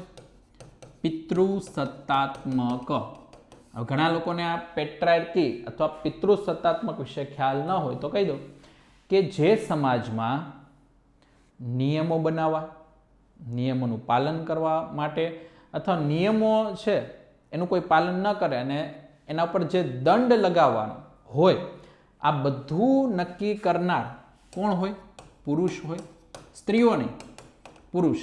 અને એમના જ અભિગમને ધ્યાનમાં રાખીને, પુરુષોને જ કેન્દ્રમાં રાખીને જે નિયમો બનાવાતા હોય, પાલન થતા હોય કે દંડ આપવામાં આવતા હોય, આવી જે આખી વ્યવસ્થા બને એને શું કહેશું? પિતૃસત્તાત્મક વ્યવસ્થા. કે જ્યાં સ્ત્રીઓને બીજા દરજ્જાની ગણવામાં આવતી હોય, જ્યાં સ્ત્રીઓનું મહત્વ છે પુરુષ સમકક્ષ ન હોય, કે તો એ બધી વ્યવસ્થાને પિતૃસત્તાત્મક કહેશું. તો આ પિતૃસત્તાત્મક સમાજ છે એને એક વ્યવસ્થા શું રાખી કે માની લો કોઈ સ્ત્રીના લગ્ન થાય છે, કે તો હવે એને શું કરવું જોઈએ? પાયલ પહેરવી જોઈએ, માથા ઉપર સિંદૂર લગાડવું જોઈએ, મંગળસૂત્ર શું કરવું જોઈએ? એને ફરજિયાત પહેરવું જ જોઈએ. તમે જુઓ કે આ બધી વસ્તુ છે સ્ત્રીઓ માટે ફરજિયાત રાખે. જેવા લગ્ન થાય તરત માની લો કે કોઈ મોડર્ન યુવતી હોય અને માની લો કે ઘણી વખત મંગળસૂત્ર પહેરતા ભૂલી જાય, સિંદૂર લગાવતા ભૂલી જાય, હાથમાં બંગડીઓ છે ના પહેરી હોય, પગમાં પાયલ ના પહેરી હોય, એટલે તરત કહેવાનું ચાલુ શું થઈ જાય? જો તો ખરા કે આજની નવી નવેલી દુલ્હન છે અને બહુ મોડર્ન થઈ ગઈ છે તો આવું કાંઈ નથી, મંગળસૂત્ર નથી પહેરતી, ઓકે, સિંદૂર નથી લગાવતી, એને પોતાના પતિની કંઈ પડી જ નથી, કે આવી વસ્તુ તરત એની સાથે જોડવાનું ચાલુ થાય. હવે ભાઈ લગ્ન તો ખાલી સ્ત્રીએ થોડા કર્યા છે, લગ્ન પુરુષે કરેલા છે, ઓકે. તો આ જ બધી વસ્તુ છે એ પુરુષ માટે કરો છો, ઓકે. માની લો કે પુરુષને છે મસ્ત મજાનું સિંદૂર લગાડવામાં આવે, મંગળસૂત્ર પહેરાવવામાં આવે, એને બધાને બંગડીઓ સરસ મજાની પહેરાવવામાં આવે, લિપસ્ટિક બિપસ્ટિક કરાવી દેવામાં આવે, પાયલ પહેરાવી દેવામાં, પછી જો કેવી મજા આવે. ભાઈ લગ્ન થયા છે તો એના પણ થયા છે ને, એમાં એ દેખાવું જોઈએ ને ભાઈ આ વ્યક્તિના લગ્ન થયેલા છે. તમારે એવું બતાવવું છે કે ભાઈ આ સ્ત્રીના લગ્ન થયેલા છે તો બતાવો ને કે ભાઈ આ પુરુષના લગ્ન થયેલા છે. એવો કંઈક સિક્કો તો એના ઉપર લાગવો જોઈએ ને, કે તો અહીંયા શું થાય છે કે અહીંયા જાણતા કે અજાણતા, કે આપણે શું કરીએ છીએ? રૂઢિઓ છે એ ક્યાંક ને ક્યાંક સ્ત્રીઓ પર બેસાડી દીધી, કારણ કે આ બધી વસ્તુ બનાવી કોણે? પુરુષોએ, કે તો અહીંયા તમને જોવામાં આવશે કે ભાઈ અહીંયા તરત ભેદભાવ થઈ જશે, કે ઘણા લોકો છે એમને આ બાબતથી ઘણા લોકો સહમત ના હોય, એમ કે ભાઈ તો આપણી વર્ષોથી આ વસ્તુ ચાલે જ છે. પણ તમે શું આ વસ્તુ સ્ત્રીને ધ્યાનમાં રાખીને તમે બનાવી હતી? તમે શું આ વસ્તુ છે એમની જે સ્વતંત્રતાઓ છે, એમના જે વિચારો છે એના આધારે બનાવેલી હતી? તો ના, આ બધું કોને ધ્યાનમાં રાખીને બનાવેલી હતી? આમને, પુરુષોને. અને પુરુષો દ્વારા જ બનાવેલ છે. તો એ તો હંમેશા એવું જ ઈચ્છે ને કે ભાઈ સ્ત્રીઓ છે મારા કાબૂમાં રહે, ઓકે, સ્ત્રીઓ મારે આધીન રહે, એ પ્રમાણે નિયમો બનાવેલા છે. તો અહીંયા સમાજ હંમેશા શું કરશે કે સમાજ હંમેશા આપણને પ્રશ્ન પૂછવા ઉપર રોક લગાવે છે. તમે કોઈ પણ જ્યારે નવીન બાબતો અથવા સુધારણાની બાબતોની વાત કરશો એટલે તરત છે સમાજ તમને અહીંયા રોકી દેશે અને કહેશે કે આ બધી બાબતો અમારા દાદા પરદાદાના સમયથી ચાલે છે અને હજી ચાલવાની છે, ઓકે. પણ જ્યારે તમે નૈતિકતાની વાત કરશો, ઓકે, તો નૈતિકતા છે એ કેવી હોય? એ હંમેશા પ્રશ્નો ઉઠાવવા માટે પ્રોત્સાહિત કરે. સમાજ છે એ પ્રશ્નો નહીં ઉઠાવવા દે, ઓકે. આ ધ્યાન રાખજો, બંને વચ્ચેનો ફરક શું છે? સમાજ અને નૈતિકતા વચ્ચેનો ફરક શું છે? સમાજ પ્રશ્નો નહીં ઉઠાવવા દે, એ તો જે વસ્તુ ચાલી આવે છે એ કન્ટિન્યુ રાખવા માટે મથામણ કરશે. જ્યારે નૈતિકતા છે એ પ્રશ્ન હંમેશા ઉઠાવશે, કારણ કે એમને શું ધ્યાનમાં રાખવાનું છે? કઈ વસ્તુ યોગ્ય છે ને કઈ વસ્તુ અયોગ્ય છે, એમને ધ્યાનમાં એ રાખવાનું છે, કે તો આ બધા આપણે જોશું. હવે સમાજ, તમે જો સમાજ શું કરશે? નૈતિકતા કરતાં અનૈતિક બાબતો પર વધારે જોર આપે છે. કારણ કે તમને અનૈતિક બાબતો ક્યાં જોવા મળે છે? સમાજમાં જોવા મળે છે. તમને જાતિ ભેદ છે ક્યાં જોવા મળશે? સમાજમાં જોવા મળશે. સ્ત્રીઓ સાથેનો ભેદ છે તમને ક્યાં જોવા મળે છે? સમાજમાં જોવા મળે છે. તમને રાજ્યમાં છે ભેદભાવ જોવા નહીં મળે, તમને બંધારણમાં ભેદભાવ જોવા નહીં મળે, કે આ બધી વસ્તુ અહીંયા જોવા મળે છે. કારણ કે અહીંયા પરંપરાઓ છે, રૂઢિઓ છે, અહીંયા કોઈ પ્રશ્ન પૂછવાની તમને છૂટ નથી, અહીંયા તમને કોઈ જસ્ટિફિકેશનની બાબતો અહીંયા તમને જોવા મળતી નથી. તો હવે તમે એમ કહો કે ભાઈ જે સમાજ છે એ સંસ્કાર બનાવે છે અને એ સંસ્કાર જ છે એ મારામાં રહેલા છે ને પછી હું નૈતિકતાનું પાલન કરીશ તો એવું કઈ રીતે બને? ઓકે, તો આ તમારે ધ્યાનમાં રાખવાનું છે કે માત્ર સમાજની અંદર રહેવાથી અને એના જે સંસ્કારો ગ્રહણ કરવાથી તમે કહેશો કે હું બધા નિર્ણયો છે એ નૈતિક લઈશ, એ બની શકે નહીં. કારણ કે તમને ખ્યાલ જ નથી કે નૈતિક અને અનૈતિક વચ્ચેનો ફરક શું છે. તમે તો ખાલી તમારા સંસ્કાર છે એને જ નૈતિક માનીને ચાલો તો એનાથી તો જાતિભેદ થશે. એમાં તો હંમેશા ઉચ્ચ નીચનો ભેદભાવ થશે, સ્ત્રી પુરુષો વચ્ચેનો ભેદભાવ ત્યાં તમને જોવા મળશે. ઓકે, તો ધ્યાન રાખો કે જે પણ તમે આ બ્યુરોક્રેટ બનવા જઈ રહ્યા છો એ કેવા હોવા જોઈએ? તાર્કિક હોવા જોઈએ. એ પોતે જે પણ નિર્ણયો લે છે એ નિર્ણયોને એ સમજાવી શકતા હોવા જોઈએ કે મેં કઈ બાબતને ધ્યાનમાં રાખીને નિર્ણય લીધેલો છે. એના માટેનો તર્ક આપવા માટે સક્ષમ હોવા જોઈએ. એ ખાલી આસ્થાવાન હોય એનાથી નહીં ચાલે કે ભાઈ હું તો મારા સંસ્કારો પ્રત્યે આસ્થાવાન છું, હું મારા સમાજ પ્રત્યે આસ્થાવાન છું, હું મારી રૂઢિઓ પ્રત્યે આસ્થાવાન છું અને એનું પાલન કરું છું. તો એનાથી એ બ્યુરોક્રેસી ચલાવી શકે નહીં. આ બાબત તમારે મિત્રો ખાસ ધ્યાનમાં રાખવાની છે. ઓકે, કે બ્યુરોક્રેટ કેવા હોવા જોઈએ? તાર્કિક હોવા જોઈએ, નહીં કે આસ્થાવાન. તો ધ્યાન રાખો મિત્રો કે અહીંયા આપણે માત્ર શાની વાત કરીએ છીએ? આપણે અત્યારે આ જે વિષય છે ને સમજી રહ્યા છીએ અને એથિકલ આન્સર કઈ રીતે લખવો એના માટેની ચર્ચા અત્યારે ચાલી રહી છે. ઓકે, તમે જો તમે જ્યારે માની લો કે આન્સર લખતા હોય અને આન્સરની અંદર માની લો સ્ત્રીઓની વાત આવે, ઓકે, તો તમે શું કહો કે તમે ત્યાં કોઈ જનરલ સ્ટેટમેન્ટ લખી નાખો કે ભાઈ તમને ખાલી એમ જ કોઈ વસ્તુમાં આવે કે ભાઈ સ્ત્રીઓએ છે રાત્રે છે અથવા સ્ત્રીઓએ છે એ આવા કપડાં પહેરવા જોઈએ કે ના પહેરવા જોઈએ, ટૂંકા કપડાં પહેરવા જોઈએ ના પહેરવા જોઈએ. ઓકે, તમે જનરલ સ્ટેટમેન્ટ લખી નાખો કે સમાજની મર્યાદાને ધ્યાનમાં રાખીને ઘણીવાર સ્ત્રીઓએ છે એ શું કરવું જોઈએ? ટૂંકા કપડાં ન પહેરવા જોઈએ. તમે આવું જનરલ સ્ટેટમેન્ટ લખી નાખો. ઓકે, તમને એમ થાય કે ના મેં તો વ્યવસ્થિત જ લખ્યું છે, આમાં શું વાંધો છે, મેં એવું જ નથી લખ્યું દરેક વખતે નહીં લખવાનું, ક્યારેક ના પહેરવા જોઈએ. ઓકે, તો અહીંયા પણ તમે શું કર્યું છે? અહીંયા તમે જે સ્ત્રીઓની જે સ્વતંત્રતાનો જે અધિકાર છે, ઓકે, એના ઉપર તમે રોક લગાવી છે. તમે શા માટે પુરુષોને ના કીધું? પુરુષોને તો તમે કોઈ એવી મર્યાદામાં બાંધ્યા નહીં. તમે માત્ર ખાલી સ્ત્રીઓને મર્યાદામાં બાંધી લીધી કે ભાઈ સ્ત્રીઓએ આવું કરવું જોઈએ નહીં. તમે સામે છેડે પુરુષો માટે કંઈ કહ્યું નહીં. તો આ આન્સરમાં તમે ક્યાંક ને ક્યાંક તમારી સ્ત્રીઓ પ્રત્યેની માનસિકતા છે તમે બતાવી દીધી કે ભાઈ મારા મતે જે પણ ધારાધોરણોનું પાલન કરવું છે એ સ્ત્રીઓએ કરવું જોઈએ, પુરુષોએ ના કરવું જોઈએ. કે તમને લાગ્યું કે ભાઈ મેં તો જનરલ સ્ટેટમેન્ટ લખ્યું, પણ તમે જનરલ સ્ટેટમેન્ટ નથી લખ્યું. તમે તમારી જે માનસિકતા તો તમારામાં ઊંડાણમાં જે સંસ્કારો થોપેલા હતા એ જ બાબતો તમે ત્યાં લખી. કારણ કે તમને ખબર જ નથી કે એથિક્સની અંદર માત્ર સંસ્કારો જાણવાથી નહીં ચાલે. એથિક્સની અંદર તમારે બધી અવધારણાઓ જાણવી પડશે, બધા સિદ્ધાંતો જાણવા પડશે. એટલા માટે કીધું કે ભાઈ બ્યુરોક્રેટ તાર્કિક હોવા જોઈએ, આસ્થાવાન નહીં. તો બધી બાબતો ધ્યાનમાં રાખવાની છે. ઓકે, તો અહીંયા નૈતિકતા શેના માટે જરૂરી છે? સામાજિક જે બધી રૂઢિઓ છે, અસમાનતા છે એની સામે લડવા માટે ઓકે નૈતિકતા ખાસ કરીને જરૂરી રહેલી છે. ઓકે, તો સમાજની વાત કરી. હવે આપણે રાજ્યની વાત કરીએ તો રાજ્ય કોનાથી ચાલે છે? આપણે હમણાં જ વાત કરી બંધારણથી ચાલે. બંધારણની અંદર શું હોય? સમાનતા હોય, સ્વતંત્રતા રહેલી છે. ઓકે, પછી સમાજ છે એમાં શું થાય? સમાજમાં છે જાતિઓની ઓળખાણ હોય કે ભાઈ સમાજમાં આ અપર કાસ્ટનો વ્યક્તિ છે, આ લોઅર કાસ્ટનો વ્યક્તિ છે. બંધારણમાં શું હોય? બંધારણમાં જાતિઓથી નહીં પણ નાગરિકની ઓળખાણ હોય કે ભાઈ આ ભારતીય નાગરિક છે. ઓકે, તમે જો કે ત્યાં આપણું બંધારણ છે એમાં ભાગ 2 માં શું છે? સિટીઝનશીપ. તો સિટીઝનશીપમાં નાગરિક તરીકેની ઓળખાણ તમને આપવામાં આવેલી છે. તમને બ્રાહ્મણ તરીકેની, તમને દલિત તરીકેની, તમને રાજપૂત તરીકેની, પટેલ તરીકેની કોઈ ઓળખાણ આપેલી નથી. ત્યાં નાગરિક તરીકેની ઓળખાણ આપેલી છે. એટલે એ નાગરિકની ઓળખાણ કરે, જાતિઓની નહીં. તો અહીંયા બે શું છે? સમાનતાનો છે. એટલા માટે. ઓકે, પછી અહીંયા ધ્યાન રાખો, અહીંયા શાની વાત થઈ? સ્ત્રીઓની આઝાદીની વાત થઈ. કે અહીંયા એ પણ તમારે જોવાનું છે ને. હવે એક બાબત હું તમને કહું કે સ્ત્રીઓની આઝાદીની આપણે મોટા ભાગે વાત કરતા હોઈએ કે આપણે સ્ત્રી અને પુરુષો એને સમકક્ષ બનાવવાની વાત કરતા હોય, પણ આજે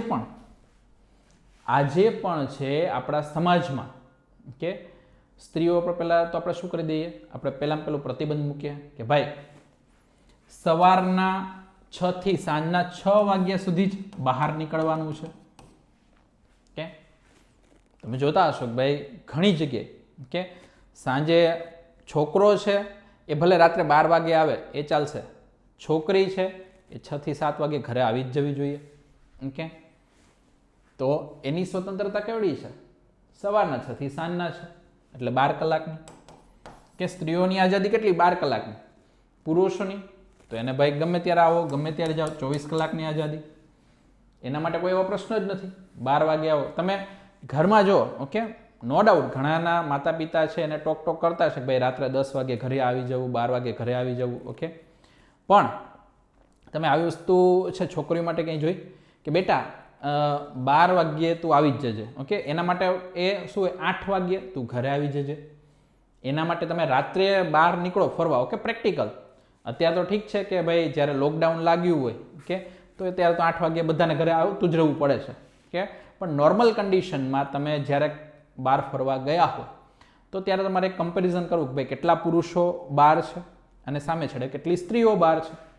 ઓકે, આ તો આઝાદીની વાત છે, એની વાત છે. આપણે સ્ત્રી પુરુષને સમકક્ષ બનાવવા છે કે તો પહેલાં તો આપણે સમાજનો દ્રષ્ટિકોણ જો પડે. રાત્રે માની લો કોઈ સ્ત્રી ફરતી હોય બહાર કે તો મોટા ભાગના હજી પણ જે સમાજના લોકો છે એને અલગ દ્રષ્ટિકોણથી જોવે.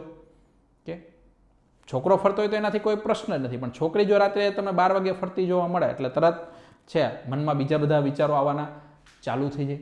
કે તો અહીંયા તમે આઝાદીની જે વાત કરો છો અથવા સમકક્ષતાની વાત કરો છો એ કઈ રીતે શક્ય બને? તો આ પણ તમારે ધ્યાનમાં રાખવાનું છે.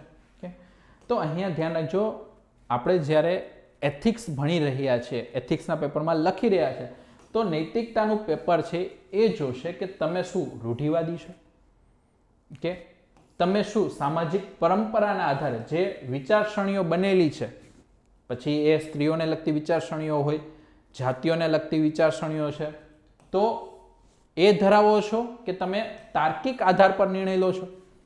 તમારા નિર્ણયો છે તમારી રૂઢિઓના આધારે છે કે તમારા નિર્ણયો છે એ તમારી તાર્કિક બાબતોના આધારે છે?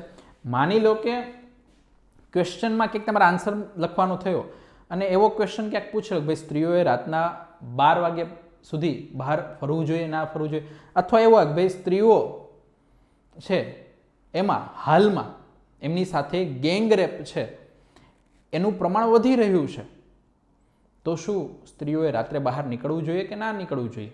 કે હવે આવો જ્યારે કોઈ આન્સર લખતા હોય, ઓકે, એથિક્સની વાત છે એમાં, તો એમાં તમે એમ કહો કે ભાઈ સ્ત્રીઓએ 8 વાગ્યા પછી બહાર નીકળવું જોઈએ નહીં એમની સુરક્ષા માટે. કે તમે શું બતાવવા જઈ રહ્યા છો? એમની સુરક્ષા માટે એમને રાત્રે બહાર નીકળવું જોઈએ નહીં. એનો મિનિંગ શું તમે બતાવો છો? કે તમે એવું ઈચ્છી રહ્યા છો કે સ્ત્રીઓની સુરક્ષાની જવાબદારી એમના પર જ છે, એ જો રાત્રે બહાર નીકળશે તો એમની સાથે કોઈ પણ અઘટિત બાબતો થઈ શકે છે. તેમાં તમે પુરુષોનું ક્યાંય રાખ્યું જ નથી. તમે શું કીધું? ભાઈ સ્ત્રી ઉપર દબાણ કર્યું, તમે સ્ત્રી ઉપર એમની આઝાદી છીનવવા માટે ક્યાંક ને ક્યાંક આ બાબતો બધી કરી રહ્યા છો. તમે કાયદાઓ કડક બનાવવાની વાત ના કરી, તમે સ્ત્રીઓને કહ્યું કે ભાઈ તમે છે એ બહાર નીકળવાનું બંધ કરી દો એટલે રેપ કેવી કોઈ વસ્તુ થશે જ નહીં. કે તો અહીંયા આપણે શું બતાવી રહ્યા છીએ? આપણી વિચારસરણી બતાવી રહ્યા છીએ સ્ત્રીઓ પ્રત્યેની. આપણે કોઈ જસ્ટિફિકેશન નથી આપી રહ્યા. આપણે એમ થોડા કીધું કે ભાઈ 8 વાગ્યા પછી કોઈ પુરુષે બહાર નીકળવું જ નહીં. તો માની લો કે પુરુષ 8 વાગ્યા પછી બહાર નીકળતા નથી, સ્ત્રીઓ બધી બહાર નીકળે તો રેપ થવાનો કોઈ ચાન્સીસ જ નથી. આપણે એવા તો કોઈ પગલાં ના લીધા. આપણે શું કીધું? ભાઈ સ્ત્રીઓએ રાત્રે બહાર ન નીકળવું. કે આપણા વિચારસરણીમાં શું હોય કે આપણે સ્ત્રીને કેન્દ્રમાં રાખીને આ બધી વસ્તુ કરી. આપણે એમ તો ત્યાં જસ્ટિફાઈ ન કર્યું કે ભાઈ પુરુષો કોઈ બહાર નહીં નીકળે. ઓકે, એવો કોઈ કાયદો બનાવી દો કે પુરુષો કોઈ 8 વાગ્યા પછી બહાર નહીં નીકળે તો પણ રેપ નહીં થાય.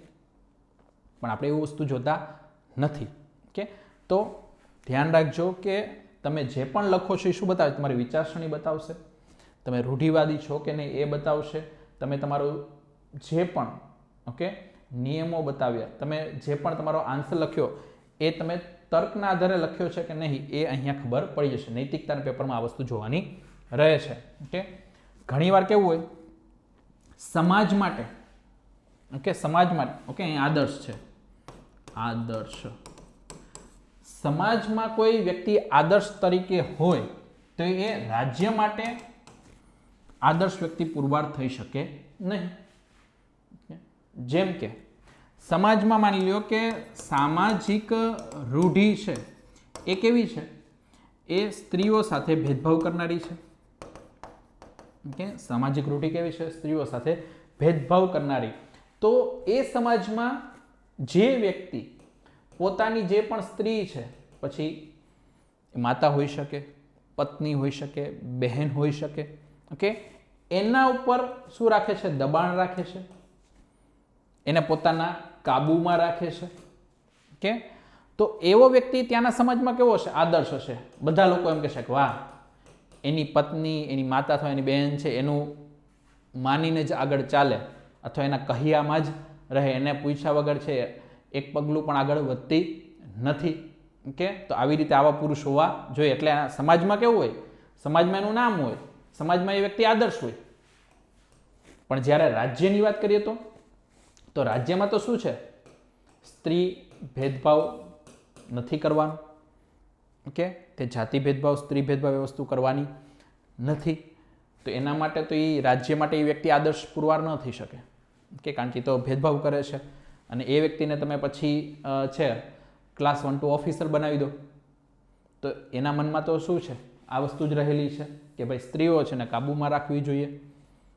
અને એ પછી શું કરે કે ત્યાં પોસ્ટ ઉપર રહીને, એ ક્લાસ 1 to અધિકારી રહીને પછી એ એવા નિર્ણયો આપશે કે જેમાં સ્ત્રીઓ સાથે ભેદભાવ થતો હોય. ઓકે, તો એ પછી રાજ્ય માટે આદર્શ વ્યક્તિ બનશે નહીં. આ તમારે ખાસ કરીને ધ્યાનમાં રાખવાનું છે. ઓકે, તો મિત્રો આ બધી બાબતો છે હું એટલા માટે તમને સમજાવું છું કે તમારું માઇન્ડ છે પૂરી રીતે ક્લિયર થઈ જાય, પૂરી રીતે તમને ખ્યાલ આવી જાય કે ભાઈ એથિક્સ છે એ માત્ર ને માત્ર છે એક બે બાબતો છે ધ્યાન રાખવાથી અથવા એક બે બાબતો સાંભળી લેવાથી કે માત્ર ને માત્ર છે મારી જે કોમન સેન્સ છે, મારા જે સંસ્કારો છે એનાથી જ મને એથિક્સ આવડી જશે એટલાથી બની જતું નથી. એ તમારે ધ્યાનમાં રાખવાનું છે. આપણે અહીંયા ખાલી ઉદાહરણમાં કહીએ કે ભાઈ સમાજમાં, ઓકે, આપણે હમણાં જ કીધું ભાઈ પત્નીને કાબૂમાં રાખે તો એ પુત્ર કેવો હોય, આદર્શ પુત્ર હોય. ઓકે, એના માતાના દ્રષ્ટિકોણથી કેવો હોય, આદર્શ હોય. ઓકે, સ્ત્રી પ્રત્યે જોર જુલમ કરે છે તો ઘરમાં કેવો ગણાશે, બહાદુર અને આદર્શ. પણ એ જ વ્યક્તિ છે એ રાજ્ય માટે કેવો બનશે, ખરાબ વ્યક્તિ તરીકે ઉભરે છે. ઓકે, અને જે વ્યક્તિ છે સ્ત્રીને બરાબરીનો દરજ્જો આપે એ જ કેવો હોય, રાજ્ય માટે આદર્શ હોય. ઓકે, ઘરમાં છે સ્ત્રીને બરાબરીમાં રાખશે તો સમાજ માટે એ આદર્શ નહીં હોય પણ રાજ્ય માટે આદર્શ છે. અને સમાજમાં કેવું હશે, સમાજમાં જે વ્યક્તિ છે એ પોતાની સ્ત્રીને કાબૂમાં રાખે છે તો એ સમાજ માટે આદર્શ છે. પણ નૈતિકતાના ધારાધોરણથી એ વ્યક્તિ આદર્શ પુરવાર થઈ શકશે નહીં. તો આમ ધ્યાન રાખો, રૂઢિઓ અને પરંપરાઓ છે એ નૈતિક અને અનૈતિક બંને હોઈ શકે. એવું નથી કે રૂઢિઓ ખરાબ જ હોય, પરંપરાઓ ખરાબ જ હોય. રૂઢિઓ અને પરંપરાઓ નૈતિક હોઈ શકે અને અનૈતિક પણ હોઈ શકે. એટલા માટે શું કરવું પડે, એની તપાસ રીઝન એટલે કે તર્કના આધારે કરવી જો એને જસ્ટિફાઈ કરવું પડે કે ભાઈ આપણે આ રૂઢિઓ છે એનું પાલન કરી રહ્યા છે તો એની પાછળનો તર્ક શું છે, આ પરંપરાઓ નિભાવી રહ્યા છે તો એની પાછળનો તર્ક શું છે. ખાલી વર્ષોથી આ ચાલી આવે છે અથવા વર્ષોથી આ બધા સમાજને સ્વીકાર કરેલો છે એટલા માટેથી ચાલશે નહીં. એની પાછળનો ઠોસ તર્ક, ઠોસ રીઝન છે એ તમારે આપવું પડશે. ઓકે, એટલે એથિક્સ શું છે, એ જસ્ટિફિકેશન આપે છે, એ તમારે ધ્યાનમાં રાખવાનું છે. ઓકે, આનો બેઝ શું છે, જસ્ટિફિકેશન, બીજી કોઈ બાબત નહીં. એટલે એથિક્સમાં આ વસ્તુ તમે ખાસ મિત્રો ધ્યાનમાં રાખજો. એથિક્સમાં જ્યારે પણ તમે આન્સર લખતા હોય એ આન્સરનો તમે જસ્ટિફિકેશન આપી શકો છો કે નહીં એ તમારે ધ્યાનમાં રાખો. તમે પછી કોઈ પણ સાઈડ લો, ઓકે, તમે કોઈ પણ સ્ત્રીઓની સાઈડ લો, પુરુષોની સાઈડ લો, કોઈ પણ તમે એનું જસ્ટિફિકેશન આપી શકો છો કે નહીં એ તમારે ધ્યાનમાં રાખવાનું છે. ઓકે, ડન છે. ચાલો, તો મિત્રો આપણે હવે એક ઉદાહરણથી સમજીએ. જેમ કે આપણે સ્ત્રી સમાનતાની વાત કરીએ છીએ. હવે જ્યારે સ્ત્રી સમાનતાની વાત કરતા હોય તો એમાં સ્ત્રી હોય કે પુરુષ હોય, સ્ત્રી કે પુરુષ બંનેને સમાન હક મળવા જોઈએ, બંને સાથે સમાન પ્રકારનો વ્યવહાર થવો જોઈએ કે તો જો અત્યારે જેમ કે આપણે એક બાબત જોઈએ કે માની લો કે આપણે દુનિયામાંથી ભ્રષ્ટાચાર નાબૂદ કરવો છે કે આપણો એમ શું છે કે ભાઈ દુનિયા છે તેમાંથી ભ્રષ્ટાચાર શું થવું જોઈએ, નાબૂદ થવું જોઈએ. હવે ભ્રષ્ટાચાર નાબૂદ કરવા માટે પહેલાં તો શું કરવું પડે, સમાજને તમારે સંવેદનશીલ બનાવવો પડે. હવે તમને થઈ કે આ બધી વસ્તુ કઈ રીતે કનેક્ટેડ છે, તો તમે જો કે પહેલી બાબત આપણી સમક્ષ શું આવે છે કે સંવેદનશીલ બનાવવો જોઈએ. સંવેદનશીલ કોના પ્રત્યે બનાવવો જોઈએ, સ્ત્રીઓ પ્રત્યે. કે પહેલી બાબત કે સ્ત્રીઓ પ્રત્યે સમાજને સંવેદનશીલ બનાવો. શા માટે બનાવવો જોઈએ, તો ધ્યાન રાખો કે પહેલું કે માની લો કે કોઈ સમાજ છે એમાં સ્ત્રીઓ છે એના પર પ્રભુત્વ સ્થાપવા માટે શું થઈ રહ્યા છે, પ્રયત્નો થાય છે કે એના ઉપર બળજબરી કરવામાં આવે છે, હિંસા કરવામાં આવે છે. હવે આવો હિંસક સમાજ, આવો બળજબરી કરનાર જે સમાજ છે એના જે બાળકો થશે, ઓકે, એના જે બાળકો થશે એ પણ શું જોશે કે ભાઈ અહીંયા તો સ્ત્રીઓ છે, ઓકે, એના ઉપર હિંસા કરવી, બળજબરી કરવી એ તો રૂઢિ થઈ ગઈ છે, પરંપરા થઈ ગઈ છે, તો આપણે પણ એ કરીએ. તો ધીમે ધીમે એ બાળકો છે એમાંથી પણ શું થશે, એ સંવેદના જતી રહેશે, એટલે કે એ સંવેદનાહીન બની જશે. કે કારણ કે ત્યાં શું જોવા મળે છે, ઘરેલું હિંસા, બળાત્કાર, ભેદભાવ, આ બધું છે એ સમાજમાં થઈ રહ્યું છે ને એને એ જ સમાજમાં બાળકોનો ઉછેર થઈ રહ્યો છે. હવે આ સમાજ કેવો છે, પિતૃસત્તાત્મક સમાજ, અને ત્યાં તમને પુરુષમાં શું જોવા મળશે, વધારે આક્રમકતા જોવા મળશે, વધારે આક્રમકતા જોવા મળશે અને એટલો જે સંવેદનાહીન બની જશે. હવે આવો સંવેદનાહીન વ્યક્તિ છે એને તમે ક્યાં બેસાડો છો, એને તમે બેસાડો છો ક્યાંક ને ક્યાંક ક્લાસ 1-2 છે એની પોઝિશન ઉપર, એક મોટા દરજ્જાના ઓફિસર તરીકે માની લો કે તમે એને સ્વીકાર્યો. હવે આ વ્યક્તિ છે એની શું ગેરંટી કે ભાઈ એ ઓફિસર તરીકે રહેશે ત્યારે એ ક્યાંક ને ક્યાંક સ્ત્રીઓ પ્રત્યે સંવેદના રાખશે, એવી કોઈ તમે ગેરંટી લઈ શકો નહીં. બીજું, એનામાં હવે કોઈ સંવેદના રહી નથી, કારણ કે એને બાળપણથી છે એ સ્ત્રીઓ પ્રત્યેનો અત્યાચાર જોયો છે, ઘણીવાર એમને પોતે પણ અત્યાચાર કરેલો છે, એટલે હવે એનામાં સંવેદના રહી નથી.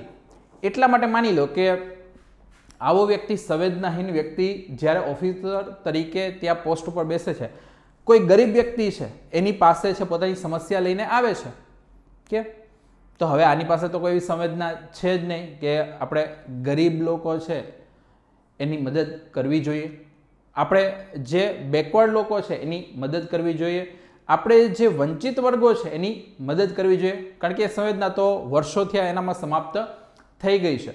ઓકે, માત્ર ખાલી ડ્યુટી છે, કર્તવ્ય છે, એ બધી બાબત તમે સાઈડમાં રાખી દો, પણ શું એ વ્યક્તિને ક્યારે પેલા જે ગરીબ કે વંચિત વર્ગ છે એના પ્રત્યે કોઈ સંવેદના થશે, નહીં થાય. કે તો આવો સંવેદનાહીન ઓફિસર છે, ઓકે, એ શું કરશે, એ ક્યાંક ને ક્યાંક ત્યાં કોઈ પ્રોજેક્ટની અમલવારી કરાવવા માટે, ત્યાં કોઈ પ્રોગ્રામ ચલાવવા માટે છે એ ધીમે ધીમે શું કરશે, ત્યાં લાંચ લેવાનું ચાલુ કરશે, કારણ કે એને લોકોની સુખાકારીથી મતલબ નથી, એને લોકોની સુખાકારી પ્રત્યે કોઈ પણ પ્રકારની સંવેદના જ નથી. એમને તો માત્ર શું જોવાનું, ભાઈ પોતાનો લાભ ક્યાં થાય છે, એમને ગરીબ વર્ગનું કલ્યાણ કરવાની બાબત, એમને વંચિત વર્ગની સુખાકારી એનાથી મતલબ રહેવાનો નથી. એટલે લાંચ કરશે, લેશે, ભ્રષ્ટાચાર તેમાં કરશે, અને ભ્રષ્ટાચાર કરવામાં એને કોઈ ખોટું પણ લાગશે નહીં, કારણ કે એનામાં ઓલરેડી સંવેદના કેવી છે, ઓછી છે. બીજી બાબત, આપણે છે અહીંયા શું કરી રહ્યા છે કે પુરુષ છે એને આપણે સ્વામીનો દરજ્જો આપ્યો, કે પુરુષને શું કરી રહ્યા છે, સ્વામીનો દરજ્જો આપીએ છીએ, અને સ્ત્રી છે એને કેવો દરજ્જો મળી રહ્યો છે, દાસનો. કે આપણે આ બધી બાબત છે એ શેના માટે કરી રહ્યા છે કે જે સમાજમાં સ્ત્રીઓ અને પુરુષ વચ્ચે ભેદભાવ થતો હોય, સ્ત્રી પુરુષ વચ્ચે ભેદભાવ થતો હોય તો ત્યાંની પરિસ્થિતિ કેવી હોય, ત્યાંનો સમાજ કેવો સંવેદનાહીન બને, અને અલ્ટિમેટલી ત્યાં ભ્રષ્ટાચાર કઈ રીતે જોવા મળે, એ બધી વસ્તુ આપણે લિંકઅપ કરી રહ્યા છે. તો તમે અહીં જુઓ કે ભાઈ પુરુષ સ્વામીની ભૂમિકા છે અને સ્ત્રી દાસની ભૂમિકામાં છે. હવે આ જે પુરુષ છે, ઓકે, એનું ચરિત્ર છે, એ ચરિત્ર કેવું જોવા મળશે? એ ચરિત્ર હશે શોષકનું, એનું ચરિત્ર હશે હિંસકનું, કારણ કે એમને સ્ત્રી હિંસા કે સ્ત્રીનું શોષણ કરવામાં કોઈ પણ પ્રકારની છે એમને સંવેદના રહેલી નથી અને એને કોઈ પણ પ્રકારની ઓછપ પણ લાગતી નથી, એટલે એ શોષણ કરશે, હિંસા કરશે. અને આવો હિંસક પુરુષ છે, આવો શોષણકારી વ્યક્તિ છે, એ જ્યારે ઓફિસર બને છે ત્યારે આ વસ્તુ શું કરે છે? કન્ટિન્યુ રાખે છે. એટલે એ પ્રભુત્વની માત્રા ત્યાં કેવી રાખે છે? વધારે રાખે છે. એ હંમેશા એ જ રાખશે કે ભાઈ બધા મારા કાબુમાં રહે.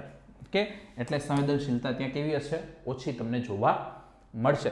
તો આ બાબત જોવાની છે. જો અહીંયા બંનેનો સરખો દરજ્જો સ્ત્રી અને પુરુષ સમાન હોત તો આવી શોષણ કે હિંસા છે એની બાબત તમને જોવા ના મળે. આપણે એક કમ્પેરિઝન જોઈએ. તમે બાલ્ટિક દેશો જોશો, ઓકે, જેમ કે નોર્વે છે, પછી સ્વીડન છે, સ્કેન્ડિનેવિયન કન્ટ્રીઝ છે, કે તો તમે ત્યાં જોશો તો જેટલા પણ અલગ અલગ ઇન્ડેક્સ આવે છે, સુખાકારી આંક હોય, ઓકે, પછી ભ્રષ્ટાચાર એને રિલેટેડ, કરપ્શનને રિલેટેડ ઇન્ડેક્સ હોય, કે પછી કોઈ પણ જાતના પ્રગતિ સૂચવતા સૂચકાંક છે, જીડીપી કે એ બધાને લઈને, તેમાં બધા સ્કેન્ડિનેવિયન કન્ટ્રીઝ છે એ કેવા છે? આગળ પડતા હશે. ઓકે, નંબર 1, 2, 3 એની જ પોઝિશનમાં રહેતા હશે. તો તમે જો, એક તો આ દેશ છે ખૂબ જ નાના છે, ઓકે, દેશ નાના છે એ બાબત આપણે બધા માનીએ છીએ. ભારત દેશની આપણે ડાયરેક્ટલી એવી કમ્પેરિઝન નથી કરી રહ્યા, પણ એક બાબત સમજવાની છે કે આ દેશ નાના છે, પણ ત્યાં તમને સ્ત્રી પુરુષ છે એમની શું જોવા મળશે? સમાનતા જોવા મળશે. કે જેટલો સંસાધન ઉપર હક તમને સ્ત્રીઓનો જોવા મળે છે એટલો જ પુરુષોનો છે. તમે જોબમાં પણ જોશો તો જેટલા તમને પુરુષ જોવા મળશે એટલી તમને સ્ત્રીઓ જોવા મળશે, વત્તા ઓછા થોડાક 5-10% જોવા મળશે, બાકી તમને સ્ત્રીઓ અને પુરુષોની કમ્પેરિઝન ત્યાં જોવા મળશે. ઓકે, તો આર્થિક દ્રષ્ટિએ સ્ત્રીઓ પગભર છે, રાજકીય દ્રષ્ટિએ પણ સ્ત્રીઓનું સ્થાન આગળ પડતું છે. એટલા માટે ત્યાં શું થશે કે ત્યાં જે પણ નીતિ ઘડતર થશે, ઓકે, તેમાં સ્ત્રીઓનું યોગદાન હશે અને પુરુષોનું પણ યોગદાન હશે. એટલે એ નીતિ કેવી બનશે? બેલેન્સ વાળી નીતિ બનશે, સંતુલિત નીતિ બનશે. ત્યાંની અર્થવ્યવસ્થા છે એમાં પણ બંનેનું યોગદાન છે. એટલા માટે તમને ત્યાં સામાજિક ભેદભાવ નહીં જોવા મળે. ઓકે, આ બધી વસ્તુ ત્યાં તમને જોવા મળશે નહીં. અને એટલા જ કારણે છે ત્યાં તમે જુઓ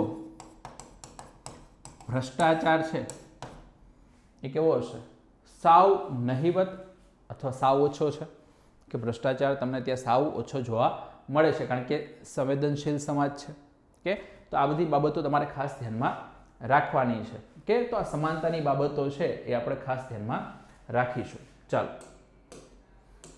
હવે સમાનતાની વાત કરી તો જો પુરુષ અને સ્ત્રી આ રીતે તમને સમાન જોવા મળે તો એ સમાજ કેવો બનશે? સમતામૂલક સમાજ, જેમ આપણે નોર્વેમાં જોઈ ગયા.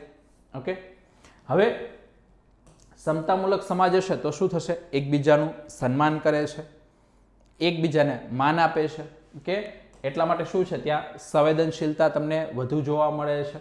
કે કોના કરતાં? આ પિતૃસત્તાત્મક સમાજ છે એના કરતાં તમને સંવેદનશીલતા વધારે જોવા મળશે. તો આ બધી બાબતો આપણે ખાસ કરીને અહીંયા ધ્યાનમાં રાખવાની છે. હવે સિમ્પલ બાબત છે કે કઈ જગ્યાએ તમને ભ્રષ્ટાચાર વધુ જોવા મળે છે. જેમ કે તમે ભારત લઈ લો, બાંગ્લાદેશ લઈ લો, પાકિસ્તાન લઈ લો, તો આ બધા દેશોની સ્થિતિ કેવી છે? ભ્રષ્ટ દેશોમાં આમની ગણના કરવામાં આવે છે. પણ જ્યારે તમે નોર્વે, સ્વીડન કે બધાની વાત કરો છો તો ભ્રષ્ટાચારમાં એ બધાનું સૌથી છેલ્લું સ્થાન આવે.